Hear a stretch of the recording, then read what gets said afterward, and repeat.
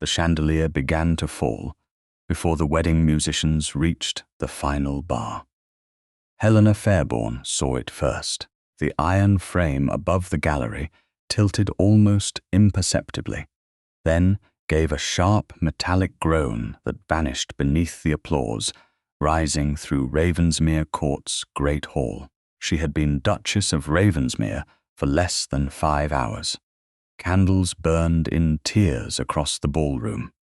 Guests crowded beneath painted ceilings. Her new husband stood beside the center aisle, one hand resting at his back, every line of him composed for public scrutiny. Helena looked up again. The supporting cord above the musicians' gallery had frayed nearly through. "Move away from the gallery," she said. No one heard her over the strings. She stepped down from the dais. "Clear the gallery." This time, several heads turned. Sir Gideon March, steward of Ravensmere's shipping interests and keeper of half its private accounts, crossed toward her with a smile meant to calm the room. "Your Grace, the decorators inspected the rigging this afternoon. Then they inspected it badly." He glanced upward. "The cord has only twisted. It has been cut." Helena pointed toward the blackened rope where tarred fibers separated under strain. "Get the musicians down." Lucian Harrowby, Duke of Ravensmere, moved beside her. His expression did not betray alarm, only irritation sharpened by concern. "What do you see? The upper support is failing.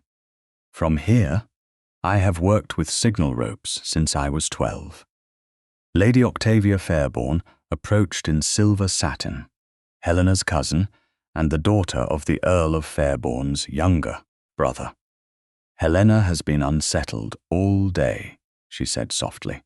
"She told me before the ceremony that she wished there was some way to leave the ballroom without disgrace." Helena turned. "I said I wished there were a quiet room where I could breathe. You said the marriage felt like a tide, carrying you somewhere you had not chosen. That is not the same thing." Sir Gideon lifted one hand toward a footman. "Hail, inspect the lower length." The servant stepped beneath the gallery and ran his hands along the visible cord. He did not climb to where the damage lay hidden above the decorative cornice. "It holds, sir. There," Gideon said. "A misunderstanding." Helena looked at Lucian. That was not an inspection. The musicians had begun another piece. One young violinist stood directly beneath the chandelier's outer ring.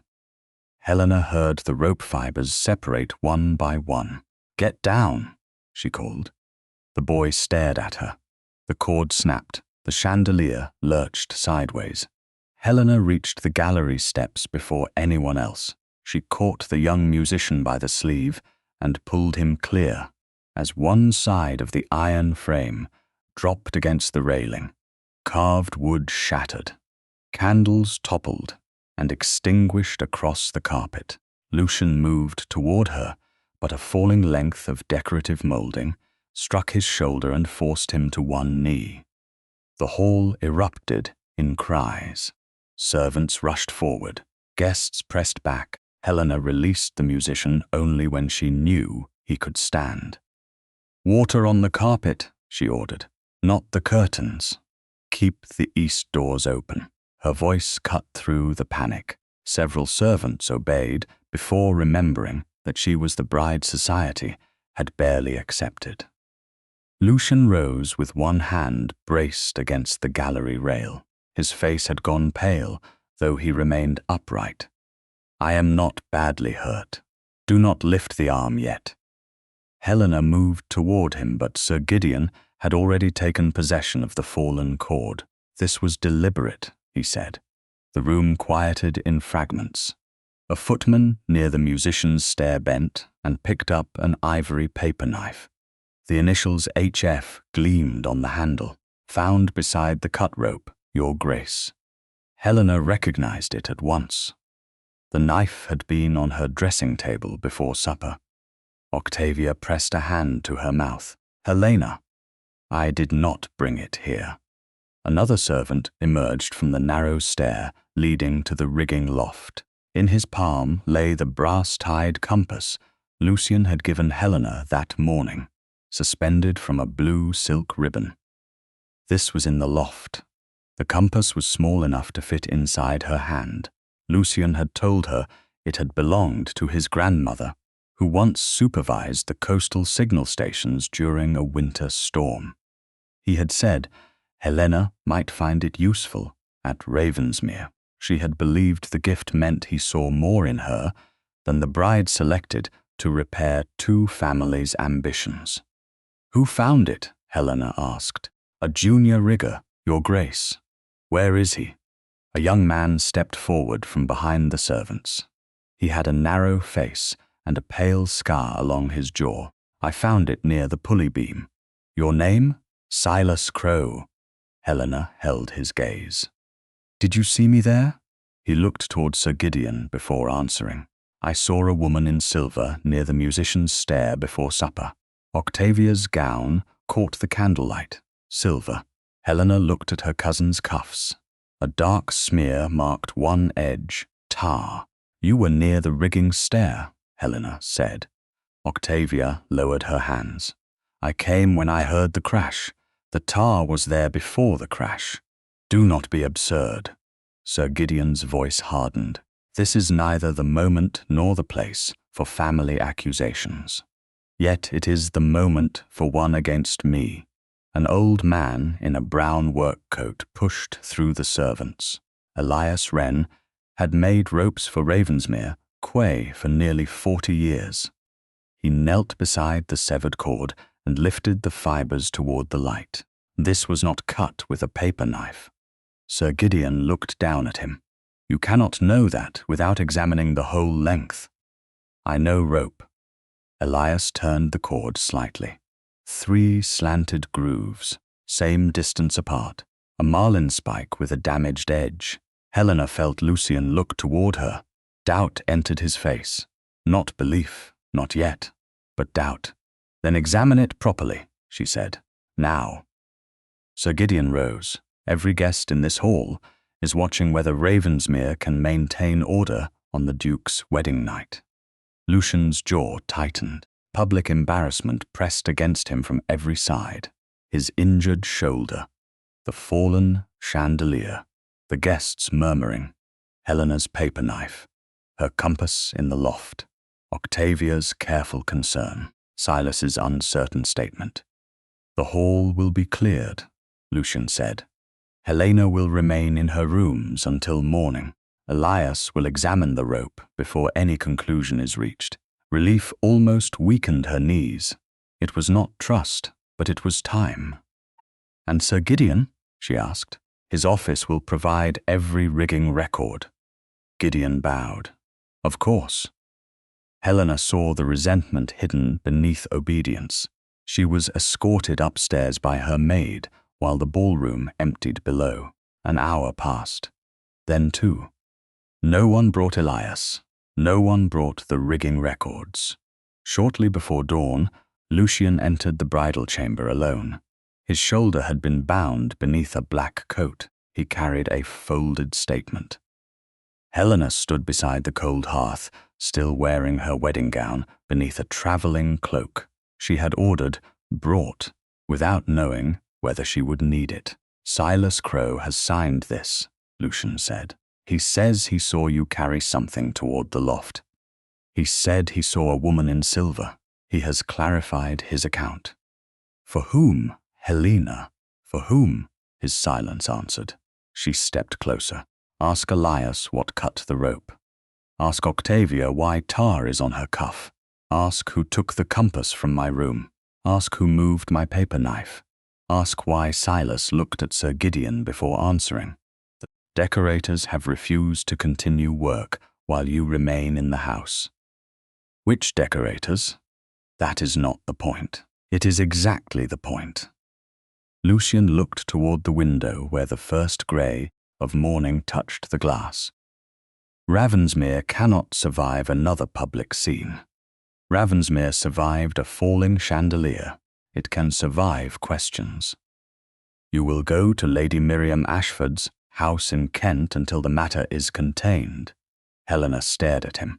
You are sending me away before the rope is examined. Temporarily. Before you ask a single question that might prove me innocent. The evidence is not nothing. No, it is arranged. His face changed. She saw that he did not fully believe her guilty. That made his decision worse. You are afraid of uncertainty, she said, and you would rather exile me than endure it. I am trying to protect this house. From your wife, from scandal. You have chosen which one matters more. Lucian unfolded the statement as though paper might offer him certainty. She could not. Helena removed the brass-tied compass from the small table where a servant had placed it after the inquiry. She crossed the room and put it into his hand. The blue ribbon lay across his fingers. This morning, you told me it would help me find my direction at Ravensmere. Helena, do not make this harder. A compass is useless in the hand of a man who chooses the easiest lie instead of the truest direction. She kept the wedding ring on her finger. She took no jewels beyond what she wore. Before sunrise, Helena left Ravensmere Court with one maid and one valise. Lucian watched from the upper terrace as the carriage disappeared down the coastal road. Behind him, in the emptied ballroom, Elias Wren turned the severed cord beneath a lantern and found 3 clean slanted grooves where no ivory paper knife could ever have made them. 7 years later, the western quay at Ravensmere still lowered its signal lantern before dusk whenever the wind came hard from the channel. No written order required it. No steward admitted the rule existed. Yet every quay worker knew that the old lantern line had once failed above a crowded hall, and every servant knew the Duchess had left before sunrise. Society was told that Helena Harrowby lived in Kent because the strain of marriage had damaged her nerves. The explanation travelled easily through drawing rooms because it required nothing from those who repeated it. Lucian never sought an annulment. He never remarried. He also never corrected the lie. In April of 1892, a signal rope at Ravensmere Quay began to fray while a lantern cage was being prepared for the evening watch. A junior boatman noticed the damage before the line took weight and called for Elias Wren. The old rope-maker arrived with tar still dark beneath his fingernails and ordered the line lowered to the quay stones. Lucian came down from the house after receiving the report. He expected a routine repair. Instead, he found Elias kneeling beside the rope with an expression Lucian had not seen since the wedding night. "What is it?" Lucian asked. Elias turned the damaged section toward the light. 3 slanted grooves marked the tarred fibers at equal intervals. This was worked once with a marlinspike that had a damaged edge. Lucian looked at the rope. Worked or cut, this one was weakened by old repair and salt. It would have failed soon enough, but the marks are the same shape. As what? Elias rose slowly. Age had bent his back, but not his voice. As the chandelier cord. The sea wind carried the words across the empty quay. Lucian did not answer. He had not seen the original cord in 6 years. Sir Gideon had placed it in the old rigging room under the explanation that preserving evidence served no purpose. After Helena left, Lucian had allowed the matter to close because reopening it would have required admitting that he had never truly examined it. "Bring the old cord," he said. The quay clerk shifted uneasily. "It remains in the March office store, Your Grace." "Then open it." "Sir Gideon is in London. The room belongs to Ravensmere." The clerk bowed and hurried away.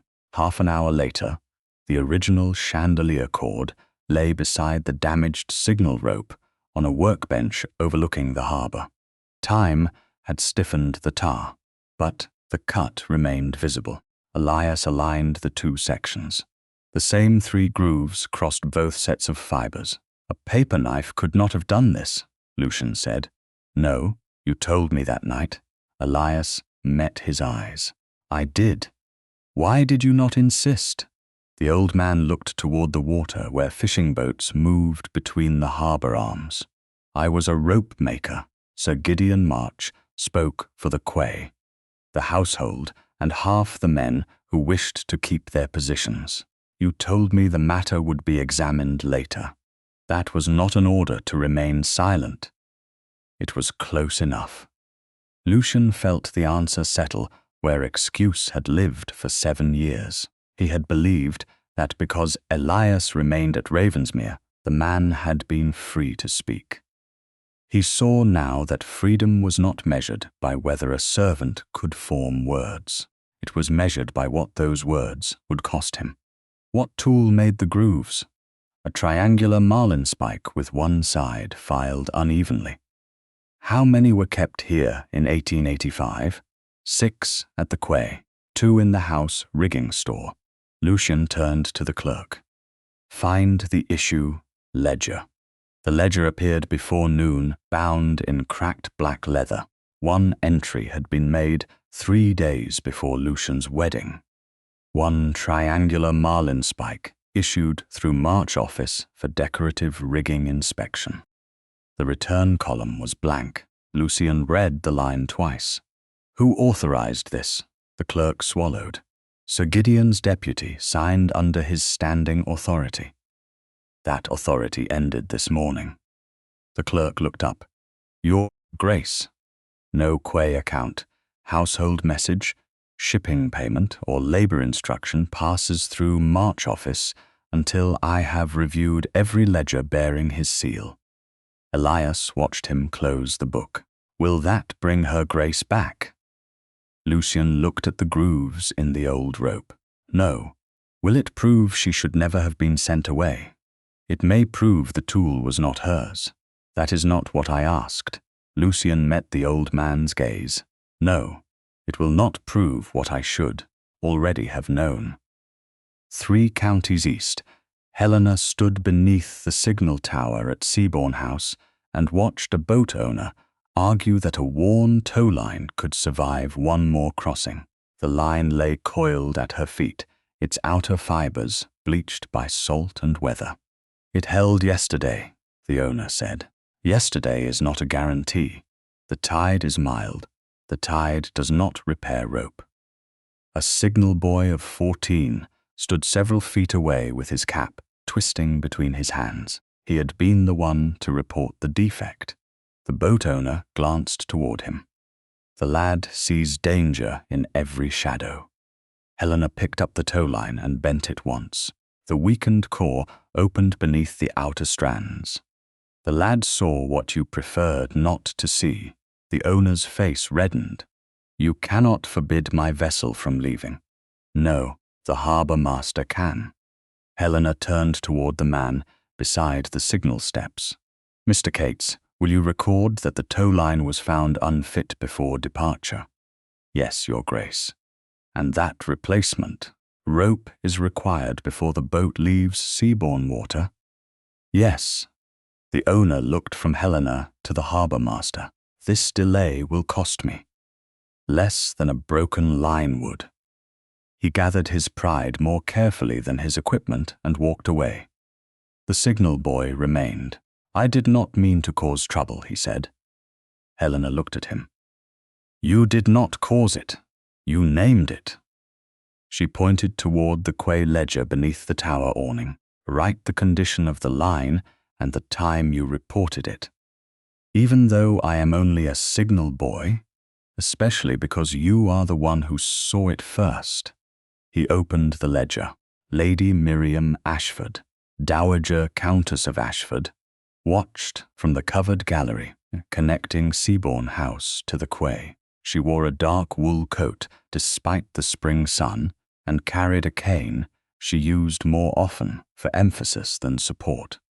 You have made another enemy among careless men.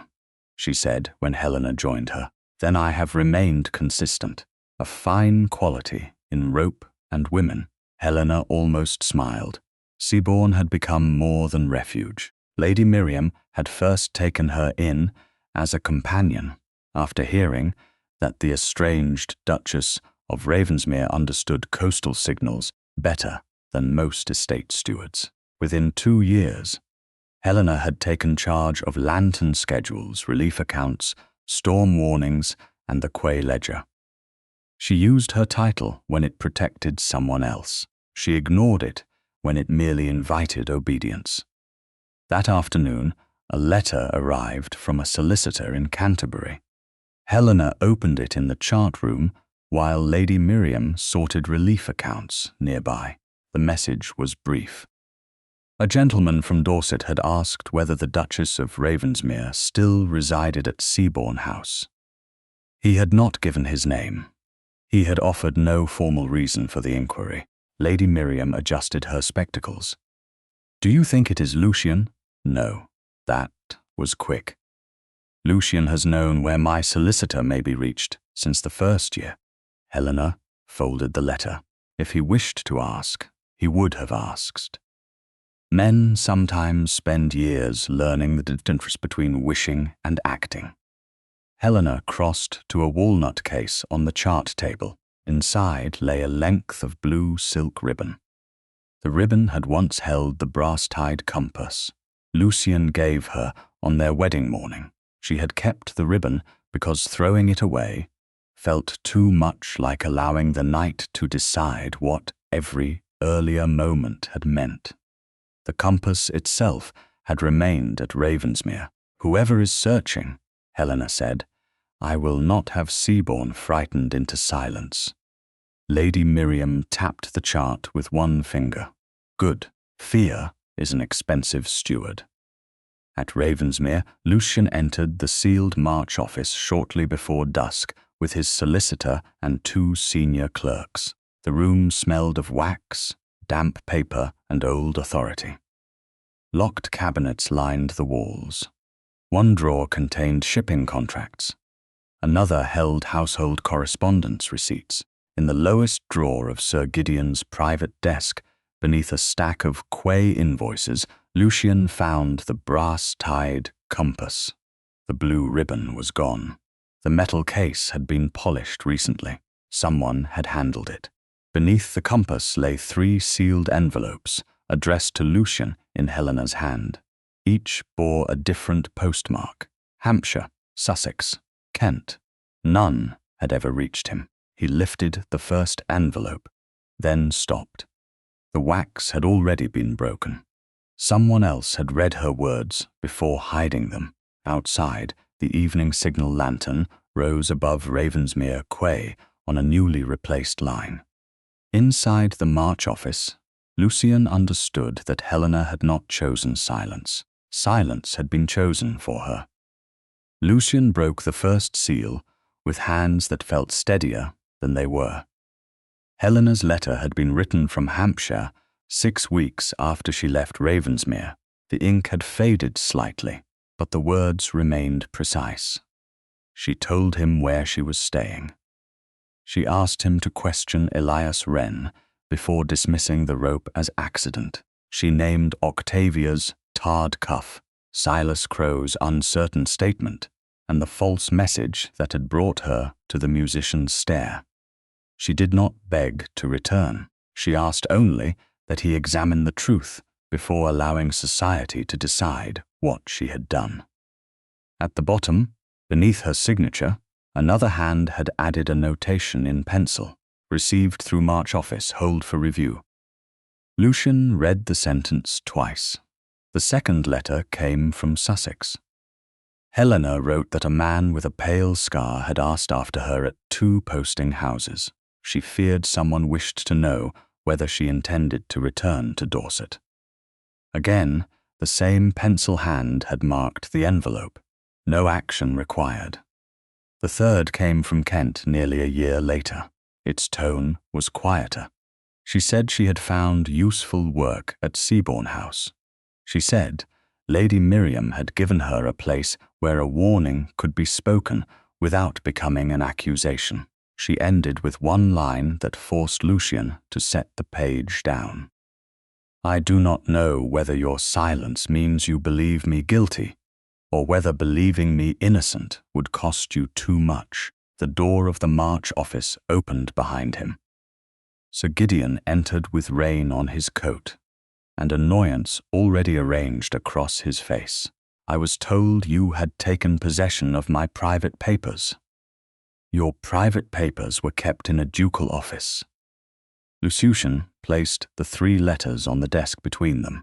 My wife wrote to me. Sir Gideon glanced at the envelopes during a period of considerable instability. You opened them. March office reviewed all correspondence touching the scandal. On whose authority? Yours, in effect. Lucian looked up.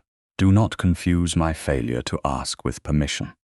Sir Gideon removed his gloves. You ordered the matter contained. Her letters repeated accusations already considered unreliable. Elias Wren says the chandelier cord was cut with a damaged marlin spike. An old man's opinion after 7 years. Lucian opened the rigging ledger. The tool was issued through your office 3 days before my wedding and never returned, for decorative work. Then name the man who used it. Sir Gideon's expression barely shifted. Records from that week were incomplete. Silas Crowe received £10 the morning after Helena left and another 30 in travel allowance. He was sent to settle decorator accounts. Across Hampshire, Sussex, and Kent, he had other duties, which were, Sir Gideon did not answer at once. The hesitation gave Lucian more than a denial would have. You sent him after her. I sent him to determine whether the Duchess meant to reappear and revive the scandal.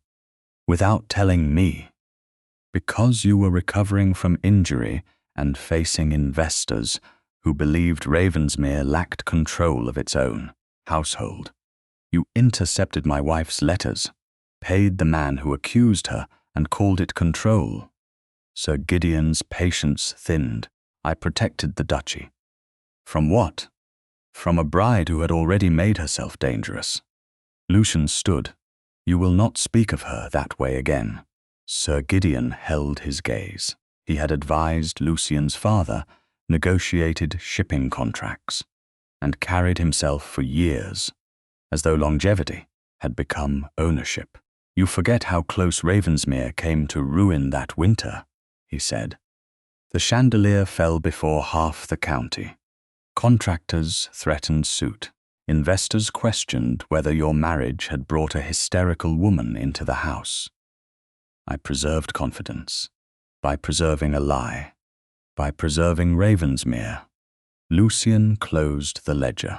Your authority over quay accounts, household correspondence, shipping payments, hiring, travel allowances, and private dispatches ends now. Sir Gideon's face went still. You cannot conduct the spring contracts without March office. Then the contracts will wait. You will lose money. I have already lost 7 years for a woman who left you. The words entered the room like a blade. Lucian looked at the letters. She wrote 3 times and then stopped. Because you taught her that speaking changed nothing. Sir Gideon moved closer to the desk. You are allowing guilt to undo judgment. No, I allowed pride to replace judgment. Guilt merely arrived late enough to name it. He rang for the solicitor and 2 senior clerks. When they entered, Lucian gave orders in their hearing. March office seals were to be collected. All ledgers were to remain at Ravensmere. No letter was to leave or enter the estate through Sir Gideon's staff. Shipping funds required dual approval until the accounts were reviewed. Sir Gideon surrendered his keys one by one. You will regret humiliating me before servants, he said quietly. I regret trusting you beyond question. And when the Duchess refuses you, that will be her right. For the first time, uncertainty crossed Sir Gideon's face. He had expected Lucian to seek possession, not truth. He bowed with cold precision and left the office. Lucian waited until the corridor fell silent before opening the drawer beneath the compass. A second ledger lay hidden behind a false wooden panel. Its entries were fewer and written in a clerk's abbreviated hand. Payments to S. Crow, removal of correspondence, continued observation, final silence. The last line had no date. Lucian touched it once, then withdrew his hand. Find Mrs. Alice Fenner, he told the solicitor. She served as Lady Helena's companion before the wedding. Mrs. Fenner arrived that evening from a cottage near Wareham. Time had silvered her hair, but she recognized the compass at once. Her Grace wore the ribbon beneath her cloak that morning, she said. The compass was gone before the carriage left. Did you know someone had taken it? She searched the bridal room herself. Sir Gideon's clerk said it had been found in the loft, and returned to whom? Not to her. Mrs. Fenner looked at the letters on the desk. You found them. 3. There were 4 attempts. Lucian's attention sharpened. Where is the 4th? She never sent it, Mrs. Fenner reached into her reticule and removed a small packet wrapped in linen. She gave me the draft in Sussex. She said she could not bear to post another letter through men who might read it first. Lucian did not take it immediately. Did she ask you to keep it from me? She asked me to keep it until she knew whether you had ever tried to find the truth. Have I earned the right to read it? Mrs. Fenner considered him with the calm severity of someone who had watched a young woman leave her wedding home before dawn. Not from me. Lucian accepted the refusal. Then tell me only what I must know. She believed Silas Crowe followed her. She also believed Lady Octavia knew where she was staying before any letter could have reached Fairbourne House. How? A calling card appeared at the Sussex Inn. No message, only Octavia's name.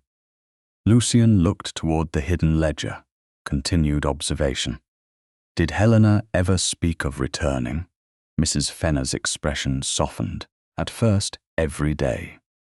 The answer struck more deeply than accusation, and later.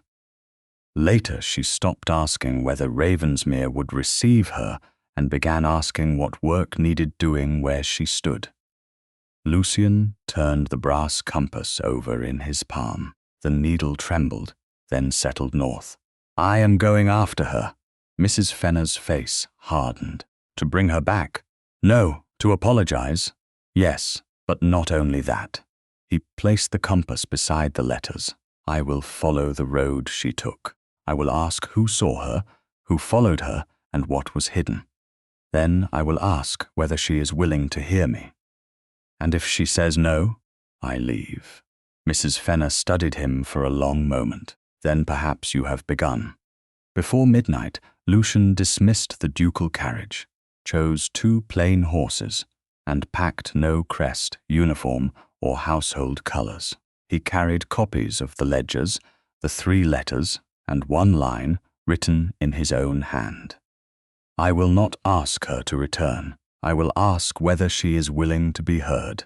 At dawn, he left Ravensmere by the same coastal road Helena had taken 7 years before. Behind him, in the locked March office, the hidden ledger remained under guard. 1 torn page was missing from its final section. On the jagged edge, only 3 words could still be read. Fairbourne, Brighton, Regatta. Lucian reached Portsmouth 2 days after leaving Ravensmere, carrying more proof than hope and less certainty than he had once mistaken for judgment. The first posting house stood near the coach road, its brick front darkened by salt and smoke. He gave no title. He asked to see the old lodgings ledger from November 1885 and paid the clerk for the trouble of bringing it down from storage. The book was thick with dust and careless ink, Helena's name did not appear. The entry read only one lady, one maid, Dorset to Hampshire, paid in full. Beside it, another hand had added a note, departure delayed 3 hours, axle brace replaced at lady's expense. Lucian touched the line. "Do you remember this?" he asked the innkeeper, a broad woman with iron-grey hair. She looked at the date, then at him, not the lady's face clearly. "I remember the coachman cursing because she wouldn't let them leave with a cracked brace. She paid for the repair, sold a small brooch to do it, said she would rather lose a jewel than have 6 strangers lose a wheel." The innkeeper studied him more closely. "You're asking like a husband who arrived 7 years late." Lucian did not deny it. Was anyone following her? A young man with a scar near his jaw came the next morning, asked whether she had taken the East Road or the London Road. Silas Crowe. He didn't give a name. What? Did you tell him that she had gone north? Had she? No. The innkeeper closed the ledger. The lady had been frightened enough. I saw no reason to help a man who watched the door instead of asking whether she was safe. Lucian looked toward the yard where a coach was being loaded. Did she leave any message? Not here. Did she speak of Ravensmere? The innkeeper's expression shifted from suspicion to something quieter. Once, she asked whether letters posted from this house were collected by local riders or carried back through private officers. I thought it a strange question. She already feared her correspondence was watched. She feared many things.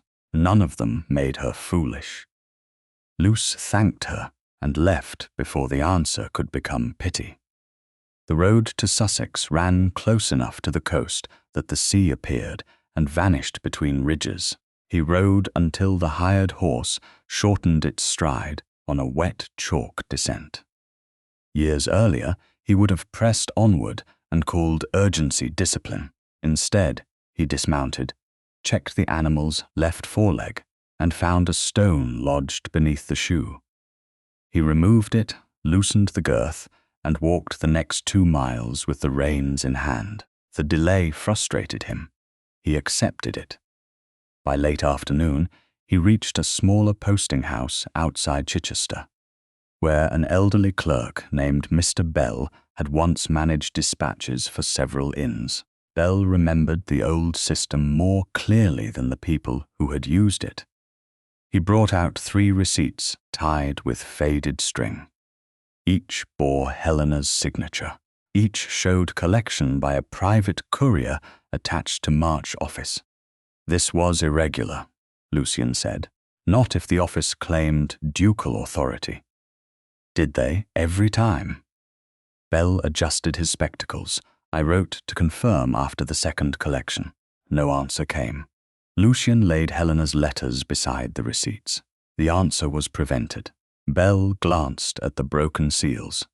So it seems, Mrs. Fenner said there was a 4th draft. There was. Bell went to a narrow cabinet and removed a folded page protected between 2 sheets of paper. Her Grace brought it here, but did not post it. Lucian reached for it, then stopped. Did she give you permission to show me? No. Then I will not read it. Bell's brows rose. You came a long way. Distance does not create a right. The old clerk considered him for a moment, then opened the outer sheet enough to reveal one unfinished line. Nothing more. She asked me to keep it in case she ever wished to complete it. Lucian read only the words Bell allowed him to see. I will not write again to a man who prefers silence when. The sentence ended there. No accusation followed. No plea. The unfinished space hurt more than a completed condemnation might have done. Did she say why she stopped? She said words carried through closed hands did not remain her own. Lucian looked away. Outside, a bell rang as a mail cart entered the yard. Was anyone else asking after her? A scarred young man. He came 2 days later. Did you direct him to Kent? No, I directed him toward Lewes. Belle's mouth tightened with satisfaction. Her Grace had already gone east. To whom? A retired quay master near Shoreham. He had seen her manage a signal failure during a storm warning and wrote to Lady Miriam Ashford. That night, Lucian slept little. He placed the 3 intercepted letters on the table beside the unread draft and tried not to imagine Helena waiting for answers. That had never been allowed to exist. At dawn, he rode toward Shoreham. The retired quaymaster lived in a narrow house above the harbour, where signal flags hung folded from ceiling hooks and old charts covered one wall. Bram Coyle had lost 2 fingers on his right hand, and none of his directness.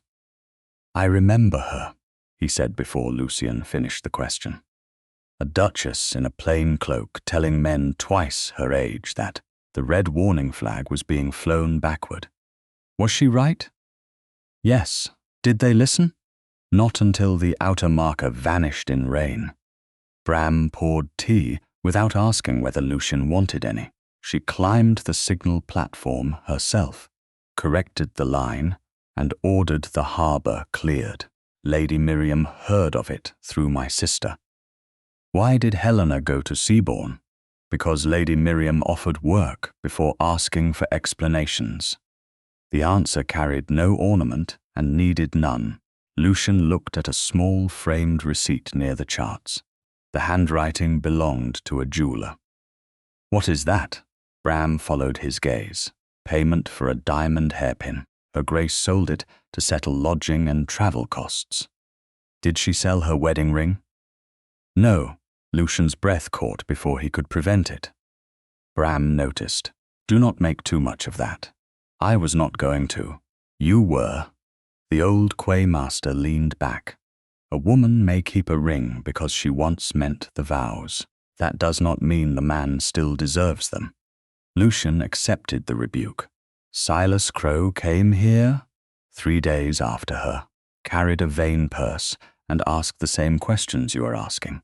A March purse. Then the initials were M, not V. The leather was worn. Bram frowned, correcting his memory rather than defending it. I remember the scar. I remember he offered too much money. What did you tell him? That Lady Miriam had gone to Brighton. Had she? No. Why help Helena? She listened when the youngest signal boy spoke. Men reveal themselves by who they permit to warn them. Lucian looked toward the harbour. She learned that because I did not. Bram did not soften. Then learn the second half. A man who arrives late must not demand that the tide return for him. Lucian left before noon with Lady Miriam's Seabourne address written on plain paper. He rode east until the road narrowed above white cliffs and the wind drove mist across the track. The hired horse stumbled once.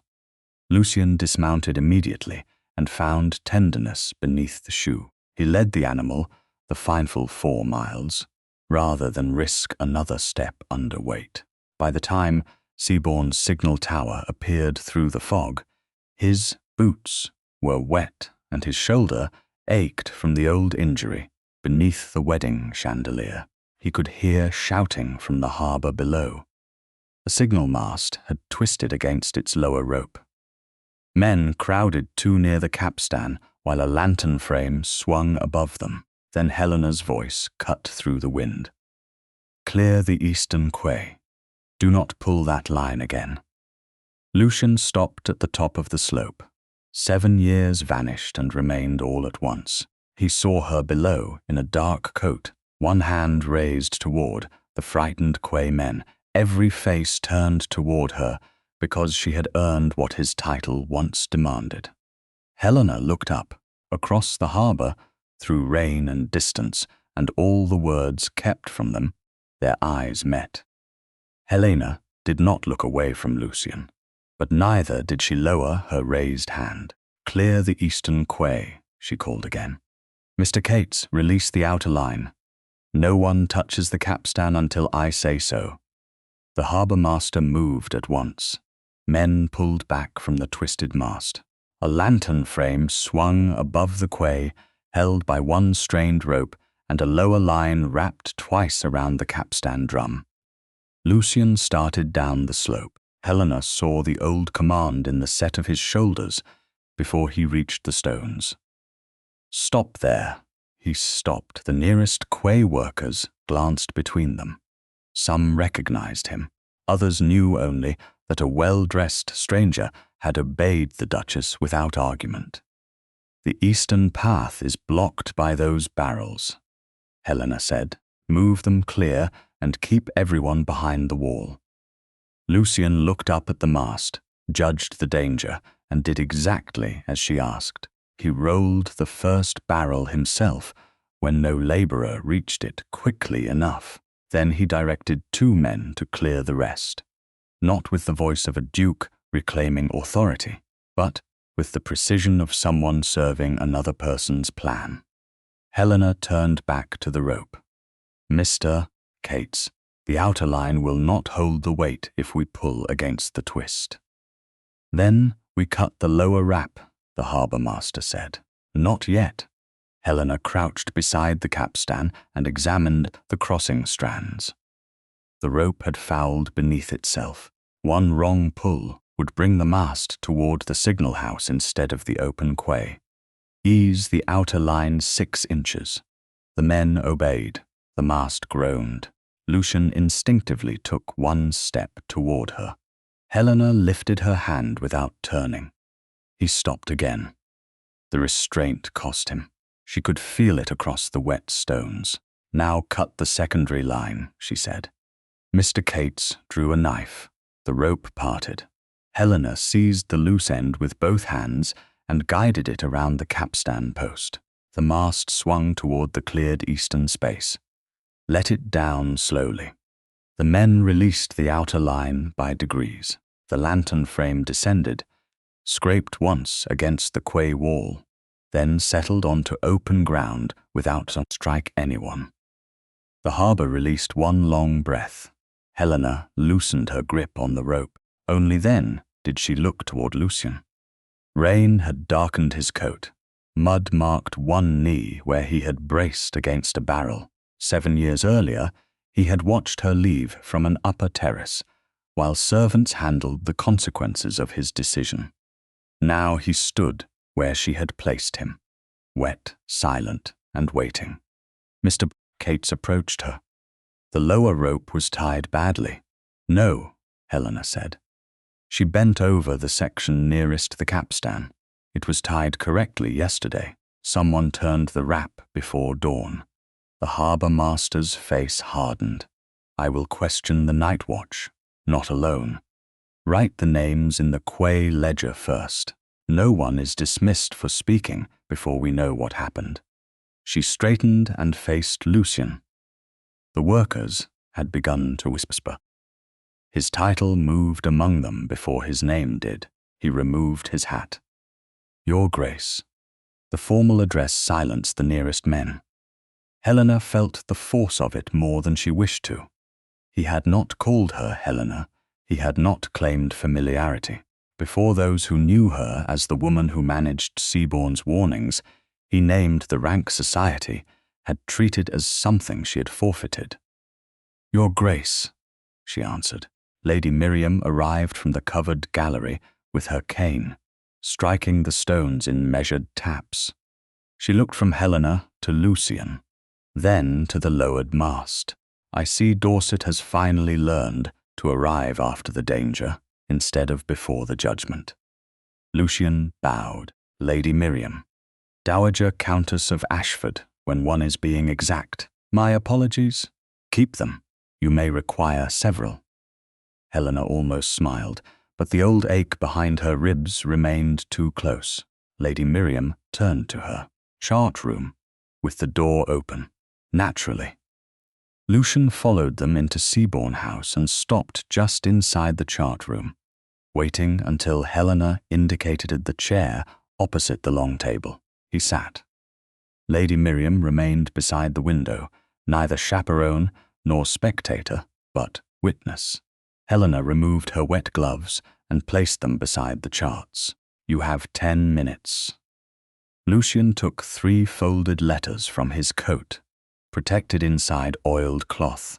He laid them on the table without sliding them toward her. These were found in March office. Helena recognized her handwriting at once. Her fingers stopped above the nearest envelope. For a moment, the chart room disappeared. She saw cheap inn paper, cold lamps, and Mrs. Fenner watching her seal each letter with a hope too proud to name itself. "You read them?" she said. "Yes." "After someone else had already opened them?" "Yes." "How long were they kept?" 7 years. The answer was quiet. The first was marked for review. The second said no action required. The third was hidden beneath Quay invoices. Helena looked at him. "And what did you believe all that time?"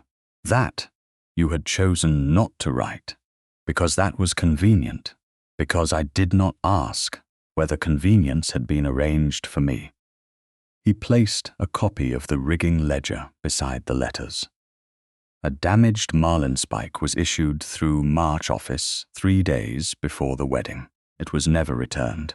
Elias Wren matched the marks on the old cord to a recently damaged signal rope at Ravensmere Quay. Recently damaged? The rope would have failed from where? The same tool had touched it. And Sir Gideon? Suspended from accounts, correspondence, hiring, travel funds, and shipping payments. Helena's expression did not change. "You dismissed his authority after 7 years. Yes. Do not present lateness as courage." "I am not." He opened another document. Silas Crowe received £10 the morning after the wedding and 30 more to travel through Hampshire, Sussex, and Kent. Lady Miriam's hand tightened around her cane. Helena looked at the payment lines. "He followed me. Yes, did you know?" No, that does not lessen what happened. No. Lucian's restraint remained, but she saw the pain beneath it. He had not come expecting forgiveness. That did not make his presence harmless. "Why did you believe the paper knife?" she asked. He looked toward the unopened windows, then back at her. "Because it was simple." "And I was not." "No, because the knife could not challenge you." "Yes." "Because listening to me would have required you to admit that the people who served your house could use your own authority against you." "Yes." Helena heard Lady Miriam shift near the window, but the older woman did not interrupt. "You had another chance in the bridal chamber," Helena said. "You had time. You were not falling. You were not surrounded by guests. Why did you still send me away?" Lucian's face changed. This was the question no ledger could answer for him, because by then the scandal had become a test of whether I could control my household. I thought changing my decision would make me appear weak. "So you chose to be cruel instead?" "Yes." The word entered the room without defense. Helena looked down at the letters. I saw Octavia leaving the musician's stair before supper. There was tar on her cuff. She had asked me that afternoon whether a wife who embarrassed a duke could be sent back to her family without public proceedings. Lucian went still. "You never put that in the letters." I did not know whether she acted alone. Sir Gideon asked me 2 weeks before the wedding whether an injury serious enough to remove me from business would permit March office to renegotiate the shipping agreements. Helena's gaze sharpened. "Why did you not tell me?" "Because I thought it was ordinary commercial caution. And now? Now I think they needed more than a scandal around me. They needed you discredited and me dependent." He reached into his coat and brought out the brass-tied compass. The blue ribbon was absent. The polished case lay dull in the rainy light. He placed it beside the letters. Helena did not touch it. It was hidden in Sir Gideon's desk. Then it was never evidence. It was possession. Yes. And you brought it here expecting what? Nothing. That is not an answer. I brought it because it belongs to you. It belonged to me before you allowed it to condemn me. Lucian accepted the blow. Then I have no right to return it as though I were restoring a gift. I can only place it where you may choose whether to take it. Helena looked at the compass between them. The needle trembled faintly beneath the glass. You may remain at the harbour inn for 3 days. Lucian's breath changed, but he did not mistake the concession. Under what terms? You do not question quay workers alone. You do not use your title to compel answers. You do not arrange a carriage to Dorset. You do not send servants to watch this house. You do not call this courtship. Agreed. And when I tell you to stand still, you stand still. His eyes met hers, as I did today. Today was one moment. Then I will answer for the next. Helena's fingers moved toward the compass, then stopped before touching it. Leave it. Lucian rose. At the door, he paused only long enough to bow. You said once a compass was useless in the hand of a man who chose the easiest lie. I remember. I am beginning to understand that direction is not the same as command. Helena said nothing. He left the door open behind him. Only after his footsteps faded did she place 2 fingers on the brass case. Beneath the glass, the needle settled north. Outside, from the lowered mast, Mr. Cates called that a fresh section of rope had been found beneath the capstan. It bore 3 slanted grooves. By sunrise, the cut section of rope lay across the chart-room table beside the brass-tied compass. Helena stood at one end with Mr. Cates and the sea-born rope-maker, while Lady Miriam watched from the window. Lucian arrived from the harbour inn only after Helena sent for him. He entered without a servant and stopped near the open door. The new damage was clearer in daylight. 3 slanted grooves crossed the tarred fibres, each one shallow at the edge and deeper toward the centre. The same tool? Helena asked. The rope-maker bent closer. Either the same marlinspike or one damaged in precisely the same fashion. How many men at Seabourne own such a tool? None that I know of. Our spikes are round or square at the shoulder. Mr. Cates placed the quay ledger beside the rope. The lower line was sound at yesterday's noon inspection. Thomas Reed checked it, and I checked after him. Helena turned to the porter's gate book. Who entered after noon? Mr. Cates read the names. 2 fish merchants, a lantern maker, a messenger from Brighton, a gentleman's servant in a brown coat asking the road to Worthing. Did the servant give a name? No. The porter thought him lost. Lucian looked at the cut. Sir Gideon has men who know harbour equipment. Helena raised her eyes. That is possible. It is not yet proved. He accepted the correction. Then, what is proved? Someone touched a line at Seabourne with a tool matching the marks at Ravensmere. Someone also twisted the lower wrap before the mast was raised. Lady Miriam tapped her cane once. And someone wanted the Duchess beneath that mast when it came down. The room fell still. Helena looked at the note found inside the lantern housing. The paper was cheap and folded twice. Sussex will see what Ravensmere already knows. She had read it only once before setting it beneath a glass weight. The Sussex Coastal Regatta begins in 4 days, she said. Mr. Cates nodded. The public signal demonstration is scheduled for the 2nd afternoon. Then, that is where they expect another accusation. Lucian's jaw tightened. You will not go. The words left him before he could stop them. Helena did not move. Lady Miriam looked toward him with cold interest. Lucian closed his eyes for one brief second. That was an order. Yes, and you were not asked. No, he opened his eyes. Then let me begin again. Helena waited. The regatta places you before a public crowd.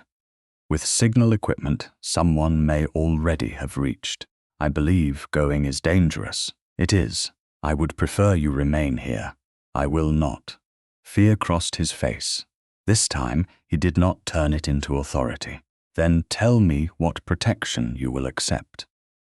Helena looked at the ropemaker. Every line used by Seabourne will be examined by him before loading. At Sussex, the attending quay master will examine them again. Mr. Cates added, the porter can keep the names of every person who enters the equipment yard. Good, Helena said. No live boat is used in any demonstration until I approve the rigging. No one is dismissed or accused without a written account. Lady Miriam retains authority over Seabourne while we are away. Lucian listened without interrupting. I can place 2 men beyond the public quay, he said. Plain clothes. They answer to Mr. Cates, not to me. Helena considered it. They remain outside the signal platform. Agreed. They do not question workers alone. Agreed. And if danger rises, you do not remove me from the scene unless I ask. That was harder. She saw it in the way his fingers closed once against his palm. Agreed. Lady Miriam's expression softened by a fraction. A duke who survives agreement may yet prove useful. Lucian ignored the remark. What do you intend to do at the regatta? Appear under my full title. That will draw every newspaper man in Sussex. It is meant to. You expect them to accuse you again. Yes. Helena touched the edge of the note. A private trap protects the person who sets it. A public one can be made to reveal its hand. You would let them try, under conditions I choose. Lucian looked at her for a long moment. Then my role is to keep the quay clear, and to remain where I can see whether you obey. Something changed in his face. Not injury, not pride. A recognition that trust, if it came at all, would be measured in visible acts. Tell me where to stand. At the eastern rail. I will be there. Mr. Cates left to prepare the equipment. The ropemaker carried the damaged line to a locked shed under Lady Miriam's seal. Helena remained beside the chart table. Lucian did not approach the compass. You nearly ordered me away, she said. I did. Why did you stop? Because I heard myself become the man in the bridal chamber. The honesty of it unsettled her more than defense would have done. And if the danger is greater than we expect, I will still ask, even if I refuse. Then I will state what I fear, and I will not call fear necessity.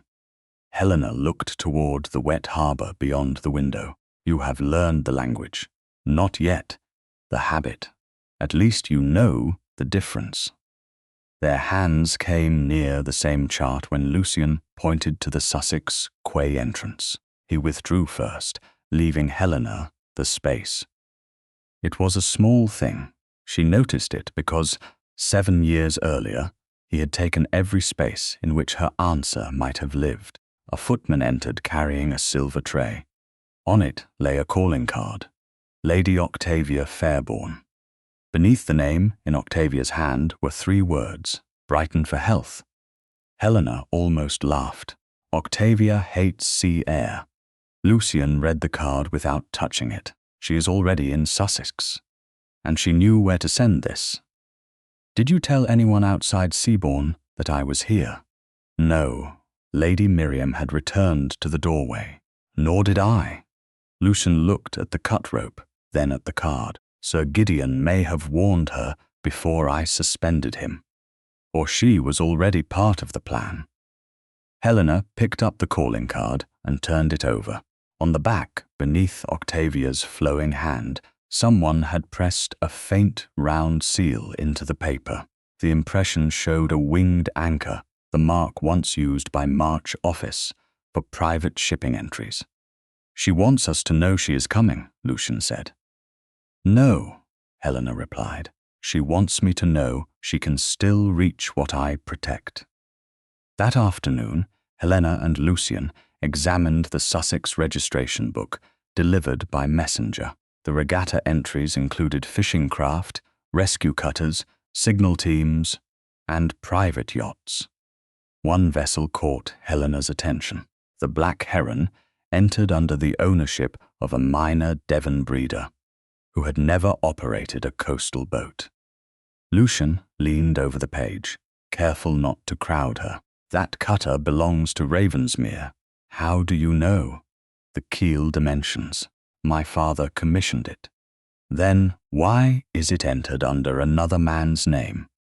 Lucian traced the notation without touching the ink. The transfer was never recorded in the Harrowby books. Helena turned the page. Attached to the registration was a shipping certificate carrying the March office seal. Below it, in a different hand, the agent was named, Sir Gideon March. A second line listed the patroness of the upper viewing stand, Lady Octavia Fairbourne. Helena felt the trap taking shape around them.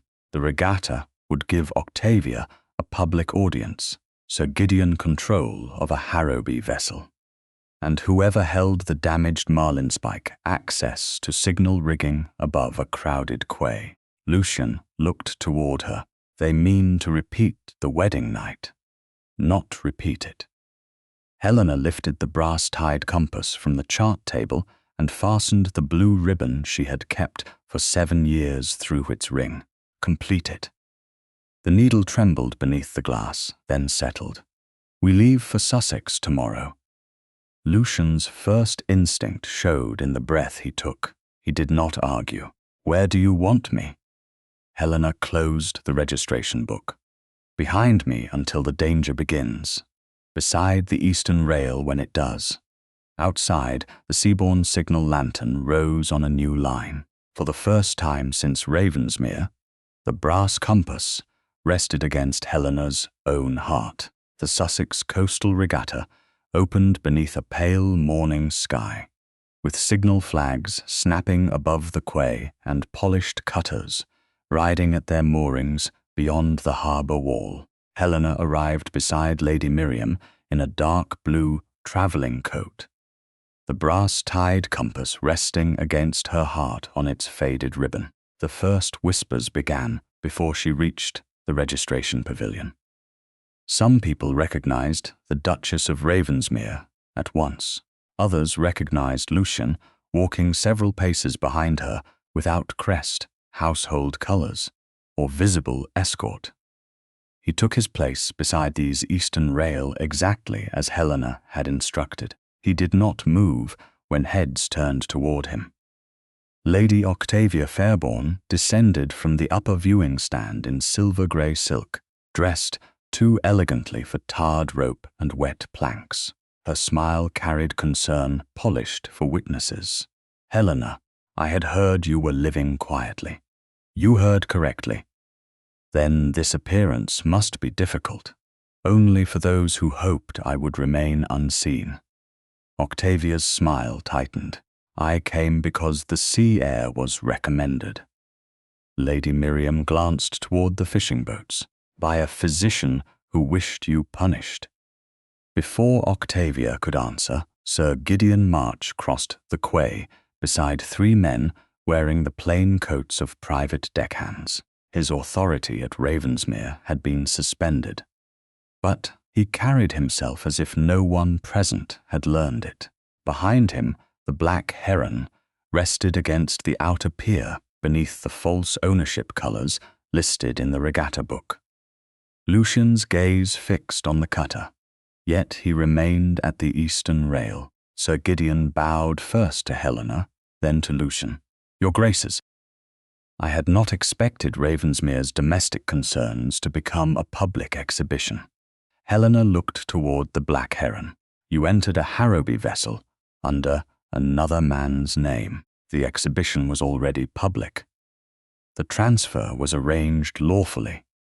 Then the Harrowby ledger will contain it. The paperwork is delayed."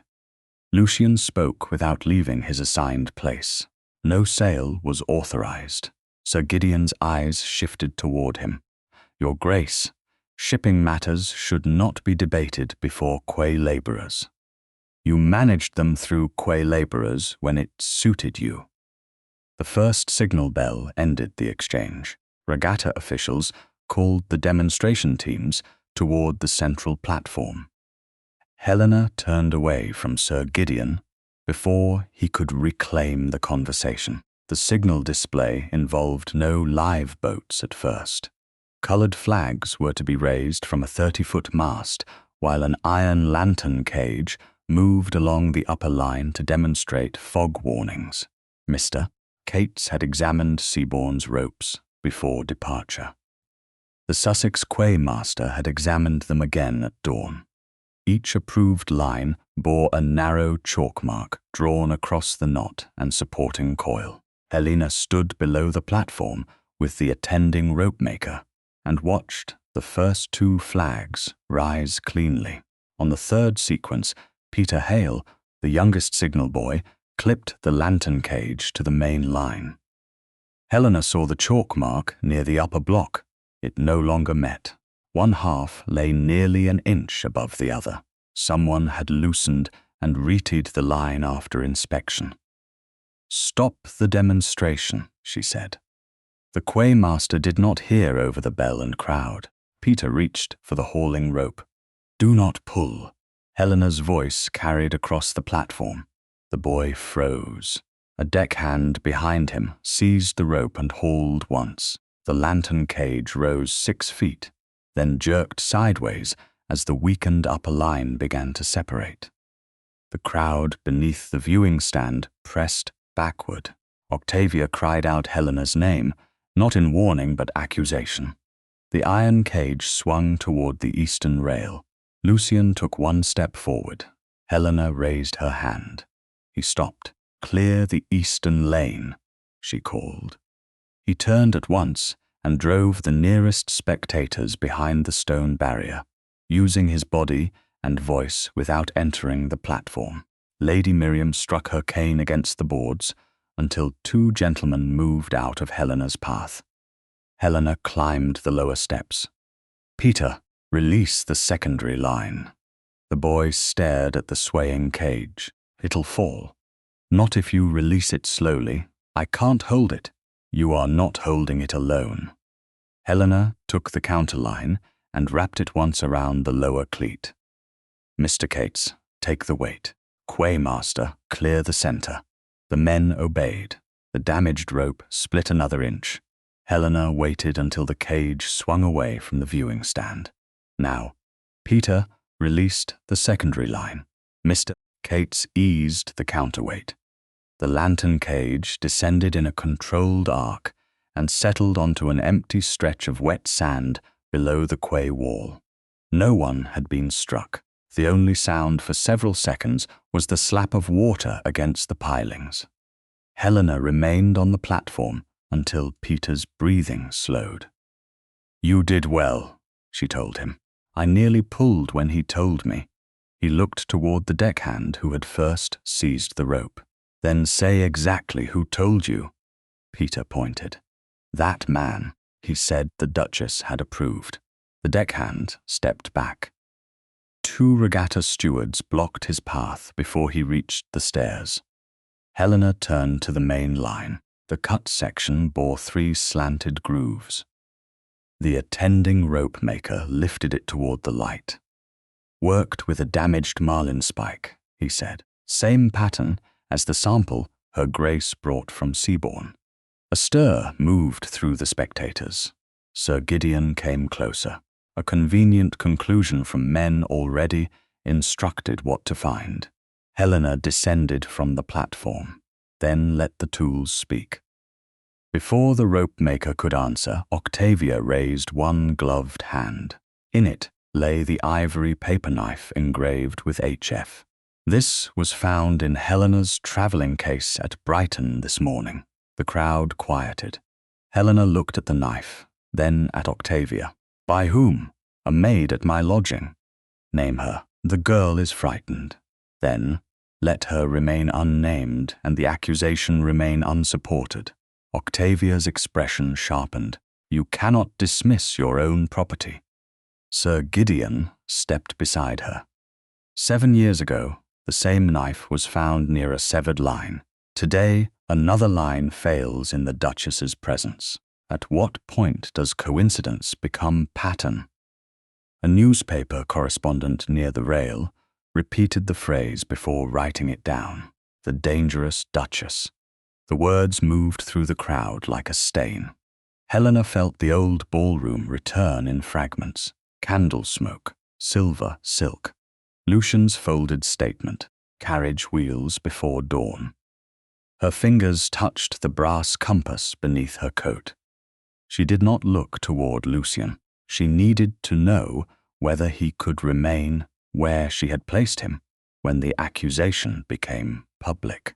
7 years ago, Lucian said from the eastern rail, I treated suspicion as proof. Every face turned. He did not step forward. The accusation against my wife was never established. I allowed authority and embarrassment to replace inquiry. That failure was mine. Sir Gideon's composure shifted. Your Grace, guilt is not evidence. No, Lucian replied, but neither is repetition of a lie. Helena looked at the attending rope-maker. Bring fresh tarred line. He set a short length across a wooden block. Helena took the ivory paper knife with a folded cloth and pressed it through the rope. The blade made one clean, narrow slice. Then the rope-maker used a triangular marlin spike from his case, filing one edge unevenly against a stone before pressing it into another section. 3 slanted grooves opened across the fibers. Helena placed both samples beside the damaged regatta line. The knife cuts cleanly, she said. The damaged spike leaves repeated diagonal marks. The chandelier cord at Ravensmere, the signal rope at Seabourne, and this line bear the second pattern. The rope-maker nodded. She is correct. Peter Hale pushed through the quay workers. I saw the march deckhand near the upper block before sunrise. Sir Gideon turned toward him. Be careful, boy. Peter flinched but continued. He changed the line after the quay master left. The detained deckhand said nothing. A regatta official ordered Peter taken to a private room at the Anchor Inn until a magistrate could hear his statement. Helena watched him go with 2 stewards. Less than an hour later, one steward returned alone, pale and breathless. The boy is gone. Helena's stomach tightened. How? A message came saying his sister had been injured at a lodging house near the East Road. He left through the kitchen. Before we learned the message was false. The steward held out a crumpled receipt found beneath the room's chair. Across the top, in faded print, were the words Crow Rope Yard, Portsmouth. Sir Gideon looked toward the harbour entrance before forcing his attention back to Helena. The movement lasted less than a second. She saw it. So did Lucian. Helena closed her hand around the brass compass. Someone had tried to disgrace her twice with the same lie. Now the frightened boy who named their man had been drawn toward the yard, belonging to the witness, who sold her voice 7 years before. The carriage had travelled barely 2 miles from the regatta grounds. When Helena realized, the road had turned north instead of east toward Seabourne. She looked through the rain-streaked window at the hedgerows, then across at Lucian. Lady Miriam sat beside her with both hands resting on the silver head of her cane. No one spoke until the carriage passed a stone marker pointing toward the Coast Guard road. Where are we going? Helena asked. Lucian did not pretend to misunderstand. A Coast Guard lodge near Arundel. You arranged that before we left the quay. Yes, without asking me, yes. Lady Miriam's gaze sharpened, but she remained silent. Helena touched the brass compass beneath her coat. Why? Peter Hale vanished after naming a March deckhand. Someone cut a Seabourne signal rope. Sir Gideon knows you are investigating him. The lodge has a walled yard, 2 Coast Guard families, and a telegraph office less than a mile away. That explains why you chose it. It does not explain why I am already inside a carriage bound there." Lucian's jaw tightened. "I believed returning you to Seabourn tonight was too dangerous. So you decided first and planned to inform me after the road changed." "Yes. Did you intend to tell me before we arrived?" "Yes." Helena looked out at the darkening fields. "You called this protection in your own mind. I called it necessary." The word settled between them with the weight of the bridal chamber 7 years earlier. Helena turned back. Necessary is the word men use when they want fear to sound like judgment. Lucian absorbed the blow without looking away. A boy was drawn from guarded rooms by a forged message. Sir Gideon still has access to men, money, and vessels. I do not know whether Peter is hiding, being threatened, or already beyond our reach. Then you tell me that at the quay. You would have refused. Yes, and I would have believed your refusal placed you in danger. Then the problem is not my refusal. Helena's voice remained quiet. The problem is that you still believe your fear makes your choice heavier than mine. The carriage struck a rut. Lady Miriam steadied herself with the cane. Lucian looked down at his gloved hands. He had thought the difference in motive would protect him from becoming the same man. He was not sending Helena away to preserve appearances. He was trying to keep her alive, yet the method had not changed. He had still placed her on a road she had not chosen and intended to explain after movement made objection inconvenient. "You are right," he said. Helena did not soften. "Say what you did. I decided where you would go before asking whether you consented. And why is that wrong? Because danger does not make your judgment mine to replace." Lady Miriam's cane ceased moving against the floor. Helena watched Lucian for another moment. "What will you do now?" He reached for the speaking tube beside the carriage wall. This time, he did not pause long enough to turn the correction into theatre. "Turn at the next safe junction," he told the coachman. "We return to Seabourn." The muffled answer came back through the brass fitting. Helena looked toward the window as the carriage slowed. "Do not expect gratitude. I do not. Do not call this proof of change. It is only proof that I recognized the wrong choice before completing it." "That is more accurate." The carriage turned. The same road began to pass in reverse. Lucian took a folded sheet from his coat and placed it on the seat between them. "I wrote this while the horses were being changed at the regatta. It places every precaution at Seabourn under your direction and Lady Miriam's. The 2 men Mr. Cates accepted beyond the quay remain answerable to him. No gate is closed without one of you ordering it. No servant is confined or questioned alone." Helena did not reach for the page. "You had time to write instructions, but not to ask whether I wished to leave." "Yes. Then the paper does not excuse the decision." "No, it only prevents me from extending the same mistake through other people." Lady Miriam looked toward the window, though one corner of her mouth moved. When they reached Seabourn, the harbour lamps were already burning. Mr. Cates waited beneath the covered gallery with the quay ledger open in his hands.